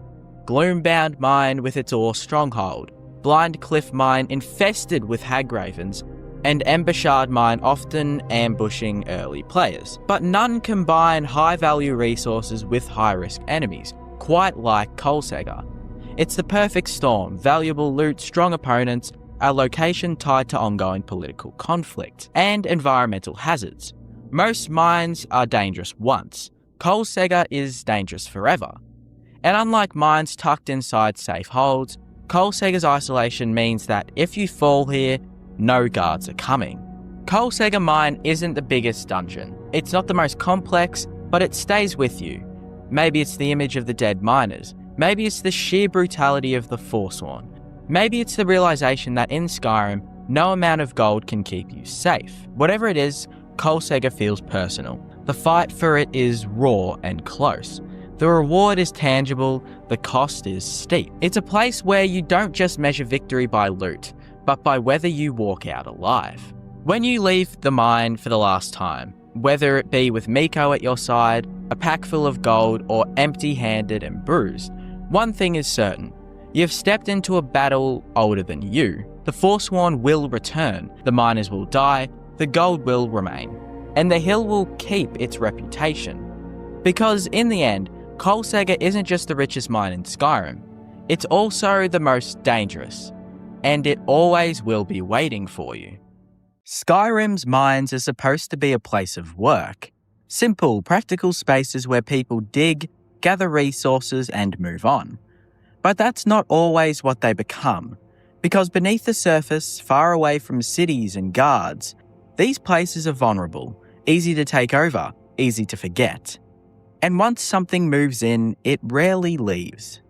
Spiders nest in the dark corners, Falmer carve out entire underground networks, and bandits can turn work sites into hideouts. What was once built for survival slowly becomes something else entirely. Something hostile, something claimed. And the deeper you go, the more it feels like these mines don't belong to Skyrim's people anymore. They belong to whatever got there first and refused to leave. Bile Gulch Mine is one of the clearest examples in Skyrim of how a place designed for simple, practical use can be completely overtaken and redefined by whatever decides to settle inside it, turning something ordinary into something controlled, hostile, and entirely removed from its original purpose. Located in the rocky tundra between Falkreath and Markarth, it doesn't stand out at first glance. It looks like any other mine scattered across the province. A small operation carved out into the landscape, with a few buildings signifying what is infesting there.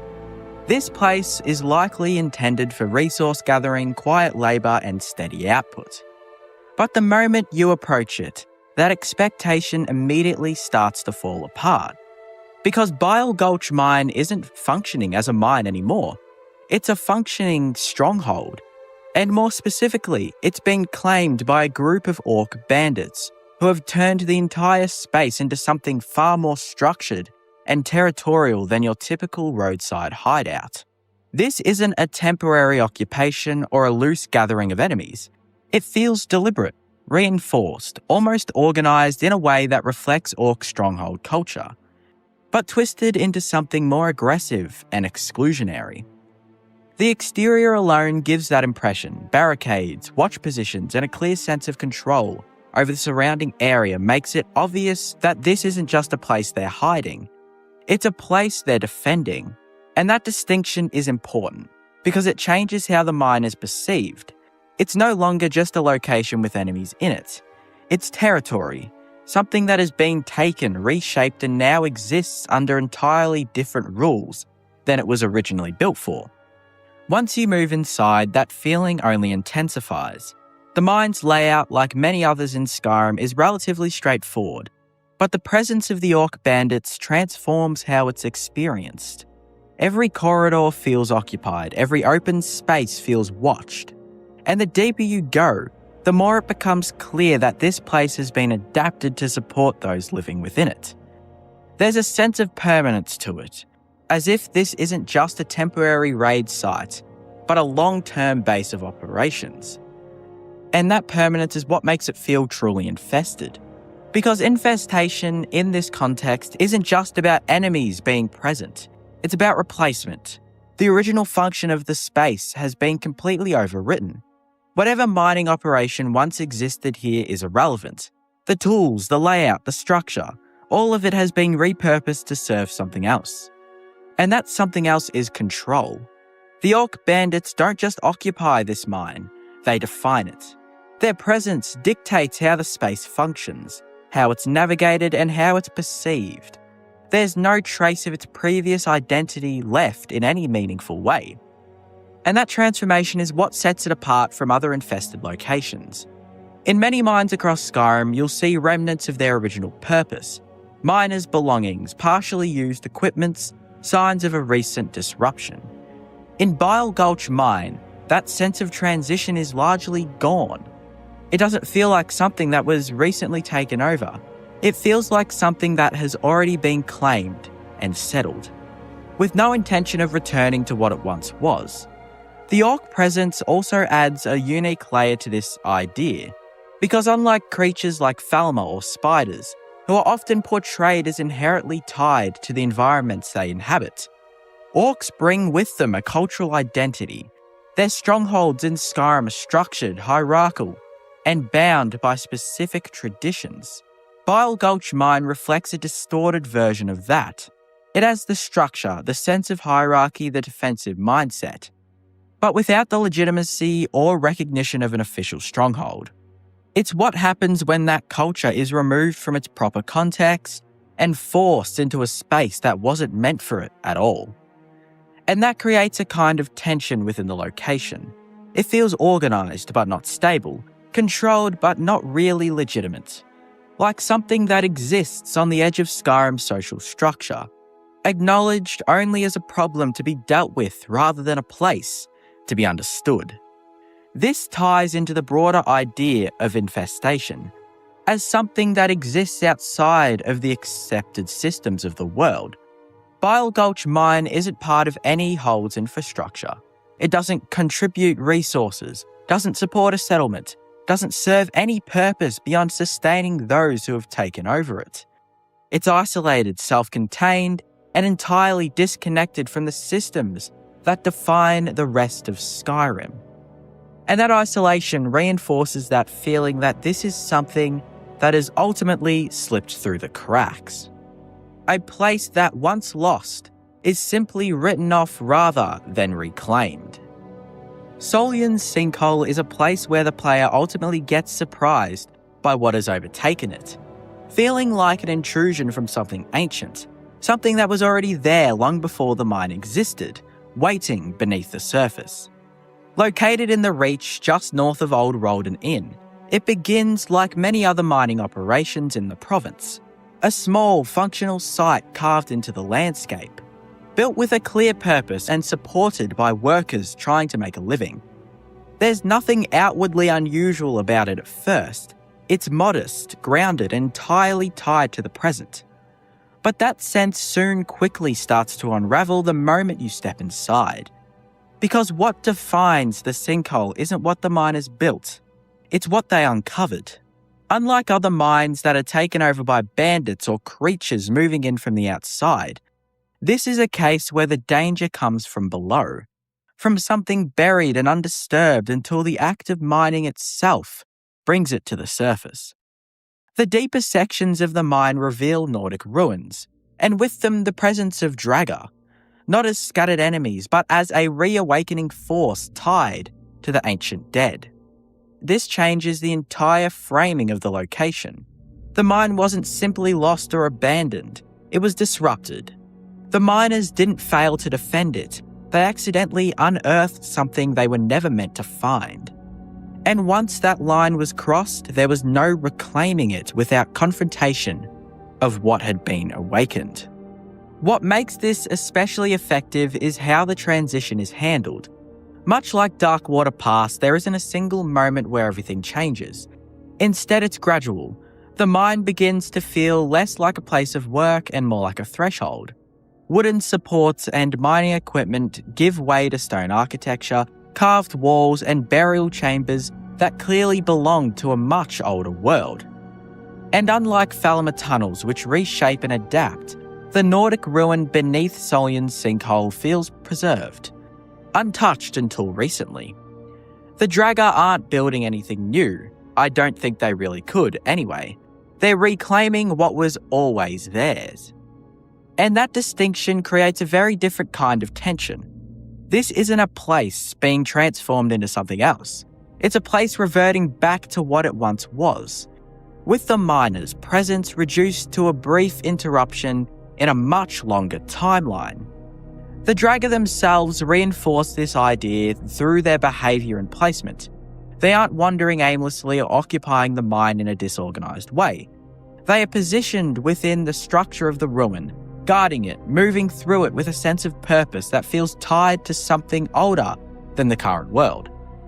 When they spill into the mine's upper sections, it doesn't feel like an expansion. It feels like a spillover, like a coffee that was poured too far over the brim of the mug, as if the boundary between the ancient and the present has been broken. And that's where the real unease comes from, because this place doesn't feel like it's been taken over by external force. It feels like it's been opened up to something that was always there, just waiting beneath the surface, much like the Falmer in Darkwater Pass. This also gives the location a different kind of narrative weight compared to the other overrun mines. In places like Bile Gulch Mine, the transformation is visible and immediate. A group takes control, reshapes the space, and establishes dominance. In Darkwater Pass, the change is environmental and systematic, a slow absorption into something alien. But in Solion's sinkhole, the change is temporal. It's about layers of history colliding. The mine represents the present, fragile and temporary, while the ruin beneath represents the past, enduring and unyielding. And when those two layers intersect, the result isn't coexistence, it's displacement. The present gives way to the past almost effortlessly. Even the structure of the mine supports this idea. It doesn't feel particularly deep or expansive at first, but once the ruin is revealed, the sense of scale shifts. The space beneath feels older, more significant, as if the mine was only ever scratching the surface of something much larger. And that imbalance makes the upper sections feel small in comparison, almost insignificant. The miners weren't uncovering a resource, they were uncovering a tomb, a piece of history that was never meant to be disturbed. And in doing so, they effectively erased their own claim to the space. The sinkhole ultimately stands out because it doesn't show a mine being lost. It shows how easily the present can be overwritten by the past in Skyrim. It's not about invasion or control, but about rediscovery in the worst possible sense. A reminder that much of the province is built on top of something older, something buried, and that digging too deep doesn't always lead to progress. Sometimes it just uncovers what was meant to stay hidden. And once that happens, the mine itself isn't just dangerous. It's no longer yours at all. Darkwater Pass doesn't feel like a place that was simply taken over. It feels like a place that was consumed slowly and completely until whatever it used to be no longer mattered. Located near Dark Water Crossing and the Rift, it begins with a sense of being familiar. The entrance suggests a mine, or at least a very functional tunnel carved with purpose, something tied to the surface world and the people who live there. But that sense of normalcy doesn't last long. The deeper you move into Darkwater Pass, the more the environment shifts, not abruptly, but gradually, in a way that feels almost invasive. Wooden supports and man-made structures begin to give way to damp stone, bioluminescent growths, and the unmistakable signs of Falmer presence. It's not just that enemies appear, it's that the space itself begins to change identity. You're not entering a mine with Falmer in it, you're entering a Falmer domain that has absorbed a mine. That distinction is what defines Darkwater Pass, because the Falmer don't just occupy spaces, they reshape them. Their presence isn't surface level or temporary, it's systematic. The tunnels twist in ways that feel less engineered and more organic, as if the original layout has been altered over time to suit something else entirely. Charus nests line the walls, adding another layer of discomfort, not just visually, but conceptually as well. These creatures aren't just companions to the Falmer, they're part of the same ecosystem, reinforcing the idea that what's happening here isn't random. It's established, sustained, and deeply rooted. The further you go, the less it feels like you're exploring a location, and the more it feels like you're descending into something that has been building itself for a long time without interruption. What makes this especially effective is how subtle the transition is, creating a kind of overlap where it becomes difficult to separate what was built by humans and what has been altered by what came after. The blurring of boundaries is what gives Darkwater Pass its unsettling tone. It's not just a place that was lost, it's a place that was overwritten. The original purpose hasn't just been abandoned, it's been erased, replaced by something that doesn't resemble it in any meaningful way. Darkwater Pass doesn't feel temporary, it feels permanent, like whatever claim the surface once had over this space has been completely lost. It doesn't lead somewhere, it traps you within itself, looping you through a space that has no interest in connection back to the world above. It's a dead end in terms of purpose, but a fully realised system in terms of existence. Now that I've said all this, Darkwater Pass isn't technically a mine, and that's worth acknowledging, because on paper it doesn't belong in this category at all. It's a cave, separate from the structured, purpose-built spaces that define Skyrim's mining operations. But its inclusion here comes from something more contextual than literal. Because when you look at where Darkwater Pass is situated, right beside Darkwater Crossing, an active mining community, it starts to feel like an extension of that same industrial footprint. That kind of place that under slightly different circumstances would have been a mine. The geography lines up, the proximity makes sense. It sits close enough to a settlement built entirely around excavation that it's easy to imagine miners eventually pushing in that direction, expanding their operations, turning the cave into something functional. But that never happens, or more accurately, it can't happen, because whatever potential that space had is already gone, claimed long before it could be repurposed. The Falmer and Charles don't just occupy the cave, they preempt its future. They turn what could have been a site of productivity into something inaccessible, something hostile, something completely cut off from the world. And that's why it still fits here, not because it is a mine, but because it exists right on the edge of becoming one. A missed opportunity shaped entirely by what got there first and refused to leave. Infested before miners could find any sort of resources in there. Colsager Mine is another location where a mine being overrun feels less like random occupation and more like a deliberate act of reclamation, turning what should be a place of labour into something deeply tied to the conflict of the Reach itself. Located just east of Markarth, along the river that cuts through the Karth Valley, Colsega isn't some forgotten or insignificant site. It's a gold mine, valuable, productive, and directly tied to the wealth of the region. Or at least it used to be.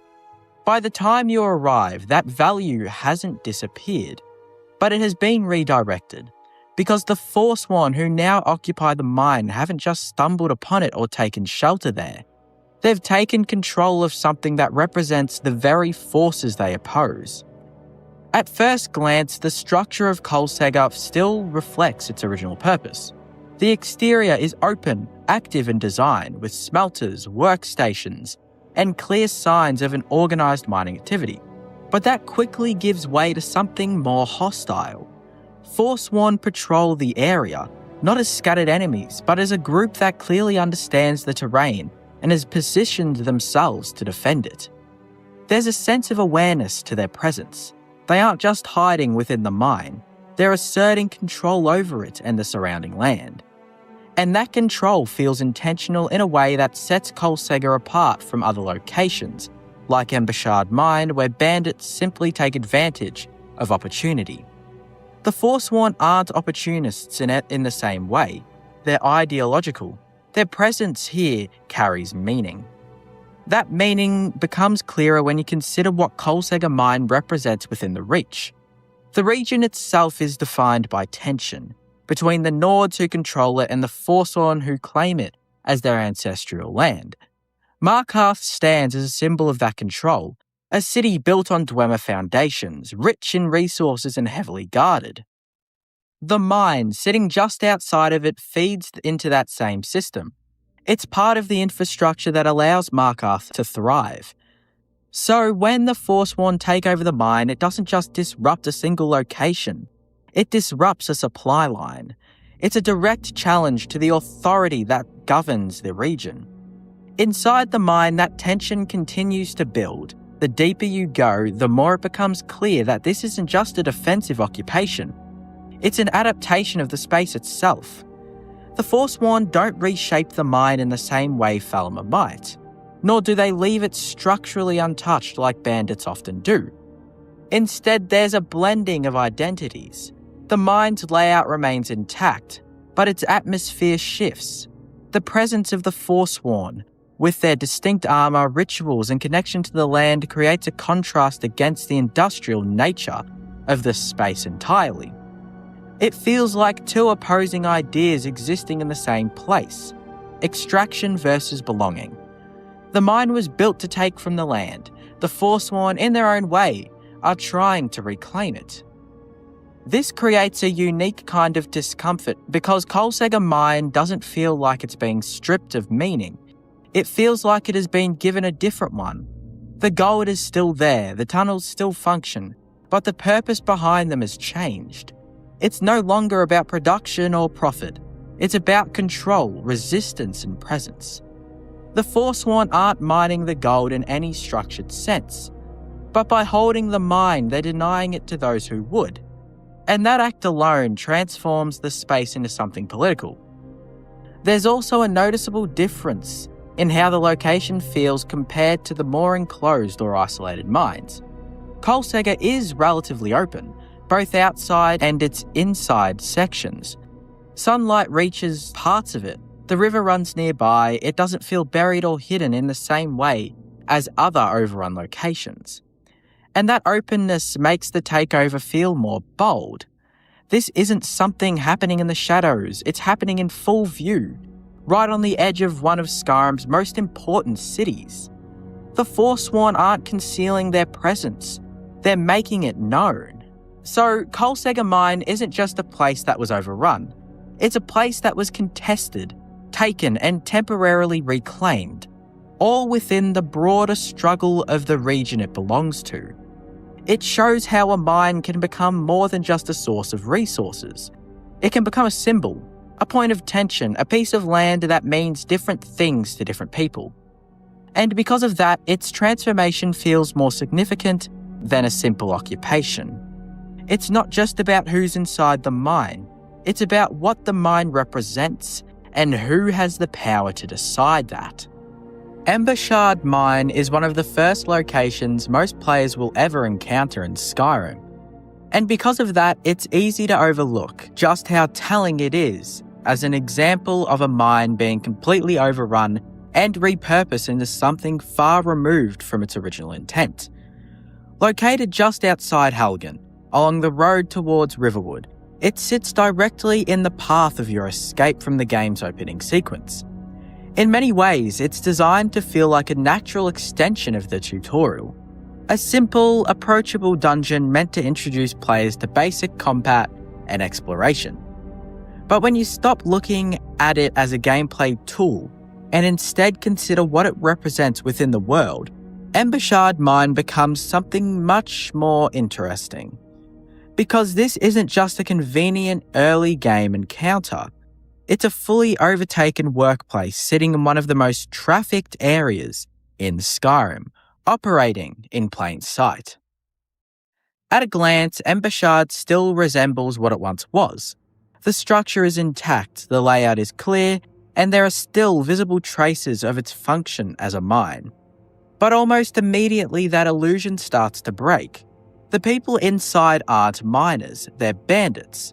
They've wasted no time in turning the space into their own operation. Unlike more remote locations where takeovers can feel isolated or hidden, Ember Shard Mine exists right next to a major road, within walking distance of Riverwood and not far from Helgen itself. And yet, despite that proximity to civilization, it has been completely claimed by a hostile group with little resistance. That alone says a lot about how vulnerable these places are, especially in the aftermath of chaos like Helgen's destruction. Authority weakens and spaces like this are the first to fall. What makes Ember Shard stand out is how efficiently it has been repurposed. The bandits haven't just occupied the mine, they've adapted it to suit their needs almost seamlessly. Lookouts are positioned outside, keeping watch over the road. Inside, the layout is used strategically, with choke points, elevated positions, and traps that suggest a level of awareness about how to defend a space. There's even a sense of routine to their presence. Conversations between bandits hint at a familiar nature, at a group that has settled in rather than just passing through. This isn't a temporary hideout, it's a functional base built on top of something that used to serve a completely different purpose. And yet, unlike places such as Bile Gulch Mine, there's no attempt here to establish identity or permanence beyond survival. The bandits aren't trying to build something new, they're simply using what's already there. The mine's infrastructure remains largely unchanged, but its meaning has shifted entirely. Where there was once labour and production, there is now control and opportunism. The tools, the tunnels, the storage areas, all of it has been recontextualised. The mine still functions in a way, but not for the people it was meant to serve. It's been hollowed out conceptually, its purpose replaced without altering its form. This creates an interesting contrast between appearance and reality. This mine looks familiar, almost mundane, especially compared to more dramatic locations in Skyrim. There are no ancient ruins hidden beneath it, no sprawling underground ecosystems, no overwhelming sense of scale. And because of that, it's easy to dismiss it as significant. But that simplicity is exactly what makes it effective. It shows how quickly and quietly a place can be overtaken without needing to be transformed into something unrecognisable. The change doesn't have to be dramatic to be complete. Sometimes all it takes is a shift in who controls the space. There's also something important about its placement so early in the game. Ember Shard introduces players not just to combat, but to a recurring theme in Skyrim's world. That many of its structures are unstable, constantly shifting between ownership and abandonment.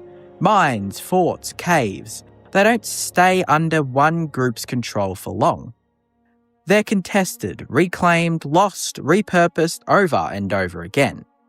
Ember Shard Mine is simply the first time you see it happen. And because it's framed as a basic encounter, its implications are easy to miss. But in reality, it sets the tone for how the rest of the world has to operate. Even after clearing it, there's a lingering sense that nothing about the situation is permanent. The mine can be reclaimed, yes, but there's no guarantee it will stay that way. Another group could move in just as easily, and that instability is baked into the location, and to be honest, into the world of Skyrim itself. The mine doesn't present a resolved problem, it presents a cycle. In the end, what makes Embershard Mine one of the most overrun mines and places in Skyrim isn't the scale of its takeover, but how ordinary it feels.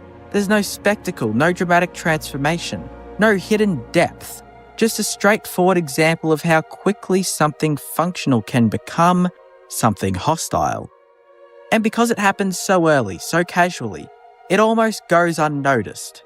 But it really shouldn't. Because if a mine this close to civilization can be completely overtaken without much resistance, it raises a larger question about the rest of Skyrim. Not how these places fall, but how many of them were never truly secure to begin with. Mines in Skyrim are meant to be some of the most grounded places in the entire world. They're not ancient ruins or hidden cities, they're simply practical, built for one purpose, to work. But that's exactly what makes them so vulnerable. Because once that structure is broken, once the workers leave or something forces them out, these places don't stay empty for long. They get taken, sometimes by bandits looking for easy shelter, sometimes by something far worse lurking beneath the surface, and sometimes by forces that were already there, just waiting to be uncovered. What you're left with are spaces that feel familiar on the inside, but completely changed within. Not abandoned, but claimed.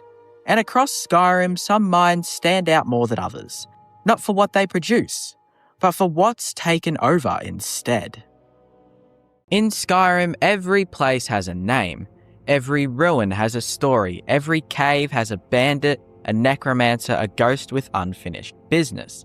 You can pick almost any point on the map and someone, some faction, some book, some loose thread of narrative will eventually guide you there. And yet, some places don't feel like they were ever meant to be found. Some places feel like they slipped through the cracks, built, textured, maybe even plotted out, and then quietly left behind.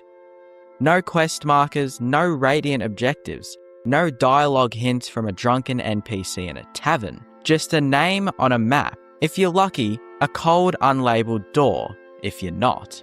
This is one of those places. No one ever tells you to go there, no one even mentions it. But if you wander far enough east of Riften, past the stables, across the river, up the rocky slope towards the edge of the mountain, you might see it. A wooden scaffolding, a crumbling mine entrance. A place the world seems to have forgotten. The Lost Prospect Mine doesn't open with a bang. It's not like Bleak Falls Barrow with its towering arches and blaring music cues. There's no combat encounter waiting at the threshold, no trap to dodge. You walk in and the world just gets quieter. The first room is small, dusty. A minecart is tipped over, gold ore litters the floor, glittering faintly in the gloom. There's a lantern, a pickaxe, and water, the sound of it faint and rhythmic deeper inside. At this point, you're thinking, okay, standard abandoned mine, probably some skeevers, maybe a dead bandit with a journal and a minor treasure.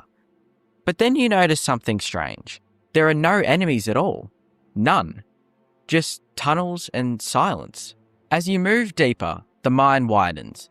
You reach a larger cavern, water running through it, and a series of ledges above you. There's a broken ladder, a few more carts, and you start to wonder what actually happened here. Why was it abandoned, and why did no one ever come back? And then, in a narrow side chamber, you find him. A corpse. Two corpses, actually. A man and a woman dead, frozen together. Next to him is a letter. It's short, rambling. If you read it and realize this wasn't a mine that was closed by force. It wasn't overrun by spiders or something dark. It was closed because of obsession. The prospector believed there was more gold here, a lot more. His partners didn't believe him. They left, but he stayed. kept digging, kept dreaming until the dream became all there was. The note ends with something like, "I'm close, I can feel it." And then he died right there. A pickaxe on the floor, a lantern running out of oil, and nothing else to say for him. There's no boss at the end of Lost Prospect Mine. No chest full of rare loot. No artifact waiting on a pedestal. If you climb the ledges above and navigate the broken scaffolds and explore every inch, you'll find a few extra gold veins. But that's it. Just some ore. Which in a game like Skyrim feels strange. Wrong, even. You've been trained to expect more. Big reveal, big reward, big battle. But the Lost Prospect Mine doesn't care about any of that. It gives you a name, a dead man, and a story you have to finish in your own head. And then it gives you nothing else, because that's what obsession leaves behind. Skyrim is loud, in most of the right ways. Dragons scream through the clouds, swords clash, lightning crackles from your fingertips. But every now and then, the game gets quiet. Not just visually, but thematically and emotionally. The Lost Prospect Mine is one of those places. You don't come here for gold, you come here to remember what ambition sounds like after it's burnt out. This mine didn't collapse in a battle. It didn't get swallowed by the war. It wasn't cursed or haunted or corrupted. It was simply forgotten. Like a dream you thought was real until you wake up and realize no one else had it but you. And that maybe is why this place matters so much. Because it doesn't matter. Because someone once believed it did. Skyrim is a game that usually over-explains. It gives you journals, dialogue trees, exposition dumps, quest markers, flashing arrows, and redundant monologues from people who really want to tell you about their missing sword. But this mine doesn't really explain anything. You have to connect to the dots. The prospector's note, the layout of the mine, the empty scaffolding. The fact that by the time you reach the deepest point in the cave, the gold is there, but the person who needed to see it never made it. And he was right, there was more gold, but that doesn't matter because he's dead now. And no one else cared enough to come back, not even to bury him. There's a type of location in Skyrim I've started thinking of as a pre-quest. These are places that feel like they were meant to have something tied to them. A Daedric artifact, a moral dilemma, a branching story about trust and betrayal. But for some reason, the part never got written. This location in Skyrim, the Lost Prospect Mine, feels like a pre-quest. You could build a whole story out of it. Maybe the prospector was cursed. Maybe the mine was a front for something darker. Maybe there's more gold, but every time someone comes for it, they vanish. But the game doesn't do that. It leaves the door open.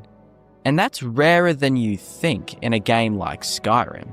If you were to draw a map of Skyrim, not just the geography, but the psychology of its places, the Lost Prospect Mine would be a little dot at the edge of ambition.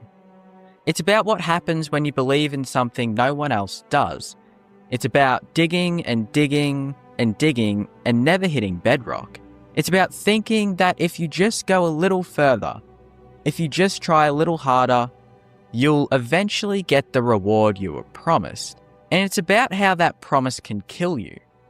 And it's about how the world might never even notice you're gone. Because the mine is so tucked away, so out of the public's eye that no one will ever think to go there other than prospectors.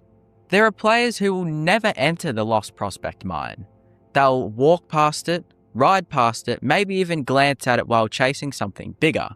And that's okay, because the game doesn't ask you to go there. But that's what makes it feel real, because the world is full of forgotten places. Houses with the lights off, offices with dust on desks, buildings with no footprints in the snow. Not every location gets a headline. Not every place gets a purpose. Some places exist simply because someone once needed them to, and then stopped. In most of Skyrim, gold means something, right? It's currency, it's value, it's the reward. But in the mine, gold is something else. It's the object of fixation, the illusion of purpose, the thing that a man clung to while the rest of the world moved on. And in that context, the gold in the mine isn't a treasure, it's a tombstone. You can mine it if you want, you can even sell it. But part of you knows this wasn't meant for you at all. It was meant for someone who never got to hold it. The Lost Prospect mine doesn't change. It doesn't scale with your level, it doesn't respawn, it doesn't evolve. It doesn't care if you're level 5 or level 50. You walk in, you see the story, and you walk out. It waits for you, but it doesn't need you. And when you leave, I bet it doesn't miss you either. Which makes it feel more real than half the quest hubs in the game. It's a scar and not a wound. Not everything in Skyrim is meant to be remembered. Some stories don't echo through the taverns, some places don't get marked on your map. Some people live and die between the lines of dialogue, between the cracks in the cave walls, between the radiant events and the dragon fights. The Lost Prospect Mine is one of those places. And maybe that's why I keep thinking about it, because I forgot it once as well. But now, I can't. Skyrim is filled with danger. Dragons circle mountain peaks, Falmer stalk the underground, vampires hide in frozen crypts. But there is one dungeon that feels different, one that does not simply house danger.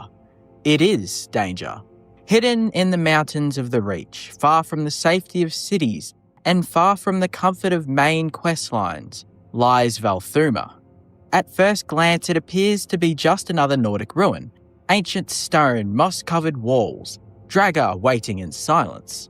The kind of place you clear once and forget. But it is not just another tomb. It is a prison, and it's failing.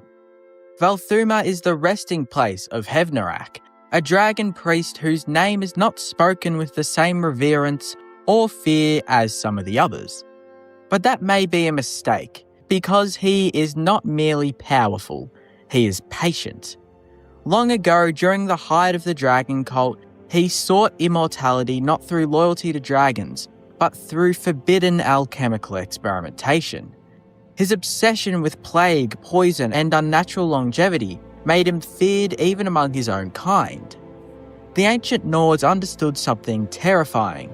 Hevnarak was not content with death, so they sealed him away in Valthuma. But they didn't simply entomb him. They built layers of containment, and that is what makes this dungeon different. It is not a resting place, it is a warning. Most Nordic ruins are tombs of reverence, burial chambers for honoured warriors who rise as Draga to defend sacred halls. Valthuma feels wrong from the moment you enter. The architecture is heavy, oppressive. Narrow corridors wind deeper into the earth, as if the structure itself is trying to suffocate whatever lies below.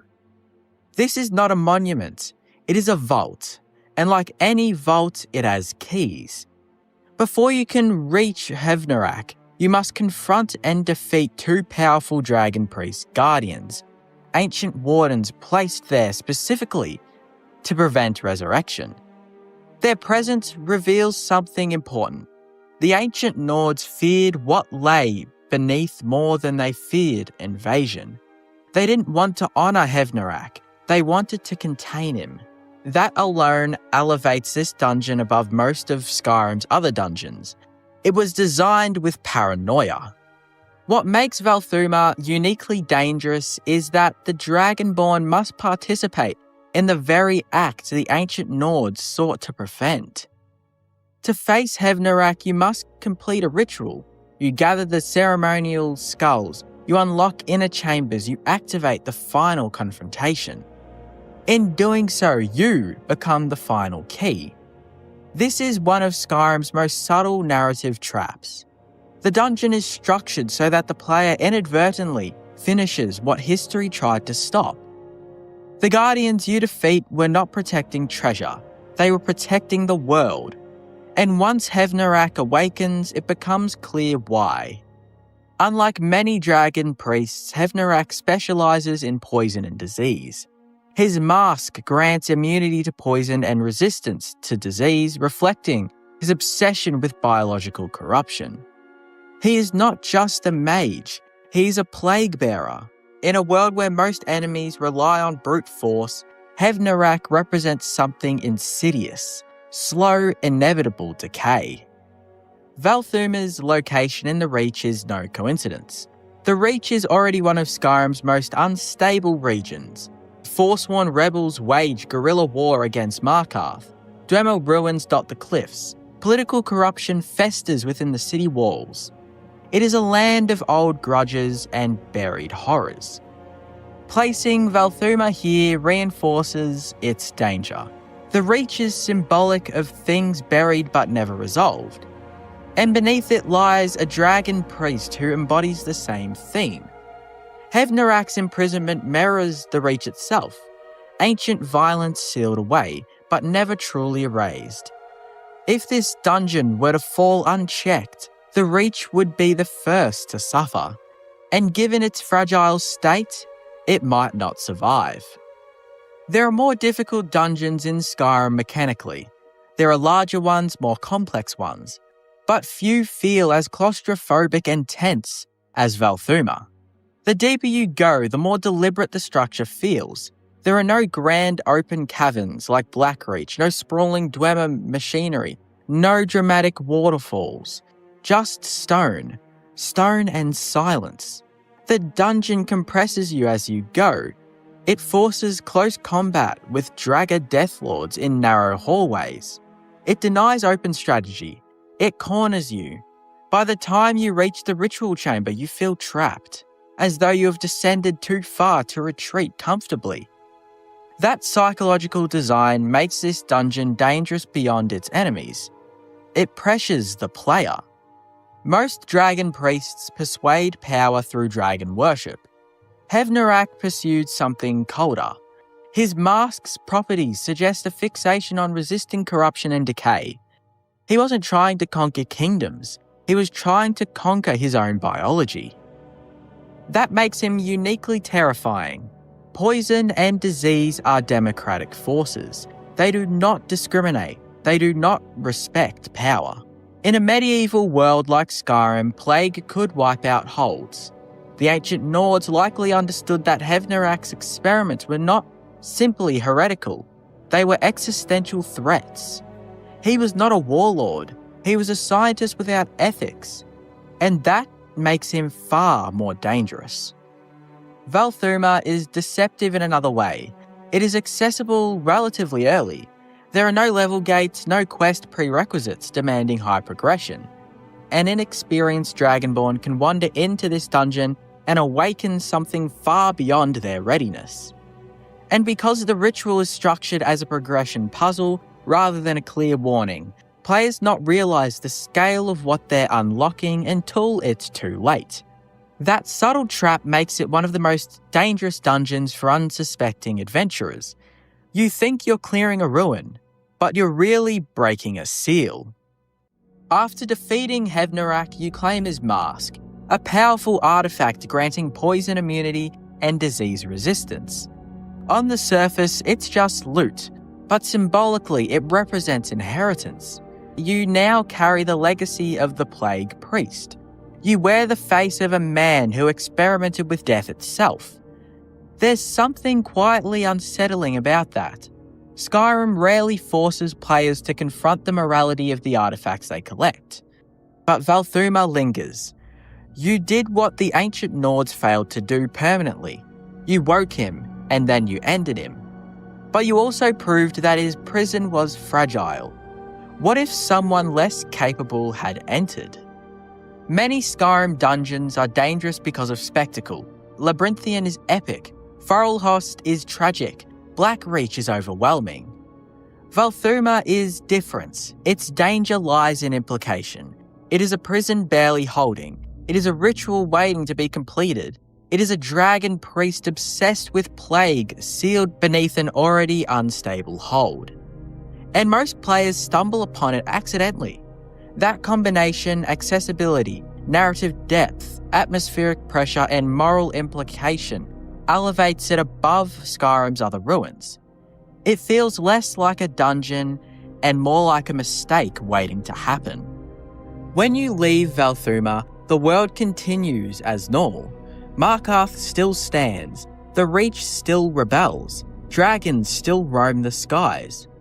But something lingers. You know that beneath the mountains, ancient horrors were not simply buried, they were feared. And you know that if history forgets why a prison was built, someone will eventually open it. Valthuma is not the most famous dungeon, it is not the largest, it does not house the final boss of the game, but it embodies Skyrim's most dangerous truth. Not all ruins are meant to be explored, some are meant to remain sealed. And when curiosity overrides caution, the consequences echo far beyond stone walls. Hefnerak is gone, but the lesson remains. In a land of dragons and war, sometimes the most dangerous enemy is the one that waits quietly beneath your feet. Skyrim is a land built on anticipation. You see a ruin in the distance and imagine ancient secrets hidden beneath its stones. You discover a cave entrance carved into the mountainside and expect danger waiting in the dark. Every location in Skyrim feels like the beginning of a story. Some caves lead to sprawling underground cities. Some contain powerful artifacts. Others hide forgotten lore that expands the entire history of Tamriel. Because of this, players naturally learn to associate caves with reward, discovery, adventure. But every once in a while, Skyrim breaks that expectation. And no location demonstrates that better than Broken Helm Hollow. At first glance, it looks like any other dungeon in the province. A cave entrance carved into the rocky hills south of Riften. A name that sounds dangerous, the promise of bandits, treasure and hidden secrets. But once you step inside, something becomes clear almost immediately. Broken Helm Hollow is not what you expected. In fact, it might be the most underwhelming cave in all of Skyrim. The first strange thing about Broken Helm Hollow is its name. Broken Helm sounds dramatic. It suggests a battlefield, a fallen warrior, or some forgotten tragedy buried beneath a stone. In a game where location names often hint at deeper lore, places like Bleak Falls Barrow or Labyrinthian, players naturally assume there must be a story here. But Broken Helm Hollow never quite delivers on that promise. The cave sits in the hills south of Riften, tucked quietly between forests and rocky outcrops. It's not particularly hidden, but it's also not along the main roads most players travel. You might discover it while wandering through the rift, or you might only visit it after receiving a Radiant quest. Either way, the entrance gives the impression that something meaningful waits inside. But once you enter the cave, that illusion quickly begins to fade. Like many caves in Skyrim, Broken Helm Hollow is occupied by bandits. Bandits are one of the most common enemy types in the game. They fill forts, caves, ruins, and abandoned towers across the province. And while they can be fun to fight, they rarely create memorable experiences on their own. Broken Helm Hollow is no exception. Inside the cave, players encounter a small group of bandits using the location as a hideout.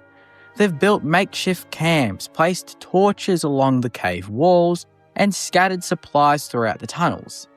It's exactly what you would expect from a standard bandit den. There are no unique enemy types, no unusual combat mechanics, no elaborate traps or puzzles.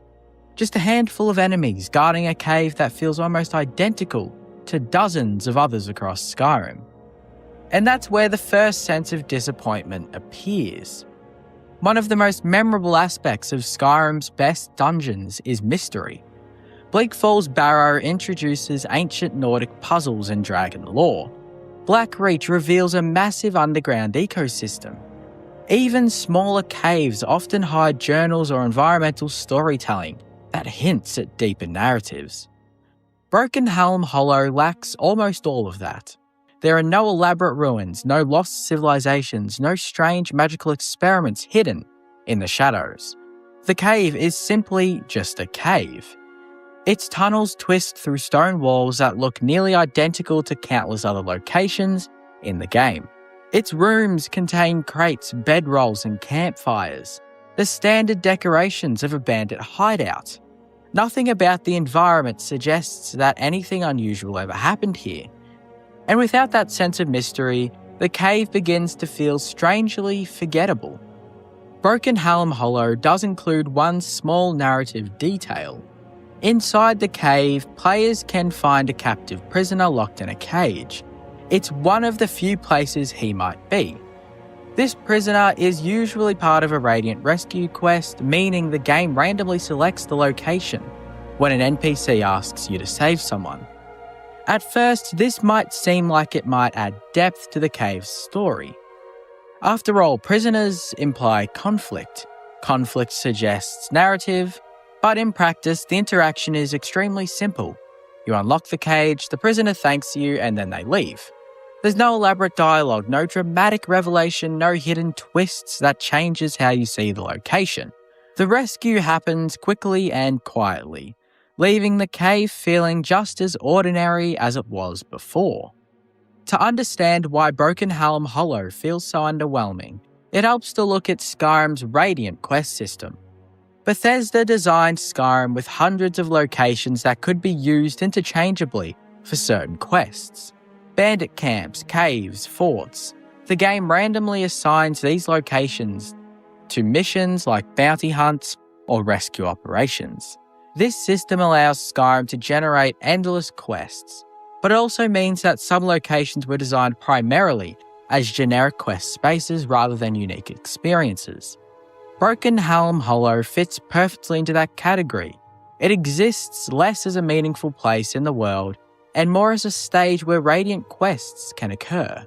A cave designed for functionality rather than storytelling. Even the physical design of Broken Helm Hollow contributes to its reputation. The cave is relatively small. Its layout is straightforward. Players move through a short series of tunnels before reaching the main chamber where the bandit leader resides. After that, the cave just ends. There are no secret passages, no branching paths, no hidden chambers waiting to be discovered. Compared to Skyrim's more complex dungeons, Broken Helm Hollow feels almost unfinished. Not broken in a technical sense, but broken in the sense that it never evolves beyond its simple design. Another reason the cave feels so underwhelming is its rewards. Skyrim often motivates exploration with unique items or valuable treasure. Players enter dangerous ruins hoping to find powerful weapons, enchanted armor, or rare artifacts. But Broken Helm Hollow offers very little in that regard. The bandit leader carries standard equipment. The chests contain typical loot. Nothing about the rewards feel particularly special. Which means that by the time you leave the cave, you may not feel like you've discovered anything meaningful at all. Just another small encounter in a world full of them. Perhaps the biggest problem with Broken Helm Hollow is how easily it disappears from memory.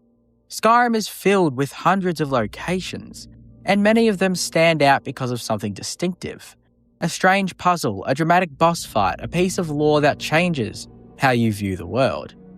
Broken Helm Hollow lacks that defining moment.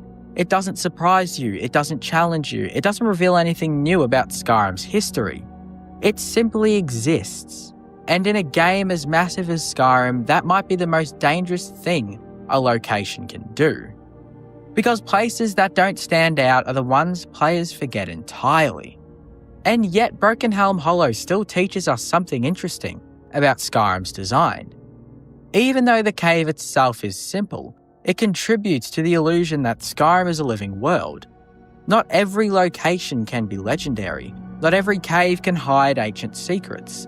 Some places exist simply because people needed somewhere to live, hide, or survive. From that perspective, Broken Helm Hollow begins to make more sense. It isn't meant to be extraordinary. It's meant to feel like a small temporary shelter used by outlaws trying to avoid the law itself. A minor detail in a much larger world. Broken Helm Hollow may never become one of Skyrim's most famous locations. It doesn't contain ancient magic, it doesn't hide powerful artifacts, and it certainly doesn't challenge the Dragonborn in any meaningful way. But in a strange way, that's what makes it interesting, because it reminds us that Skyrim's world is larger than its biggest moments. For every legendary ruin or epic quest, there are dozens of small places quietly filling the spaces between them.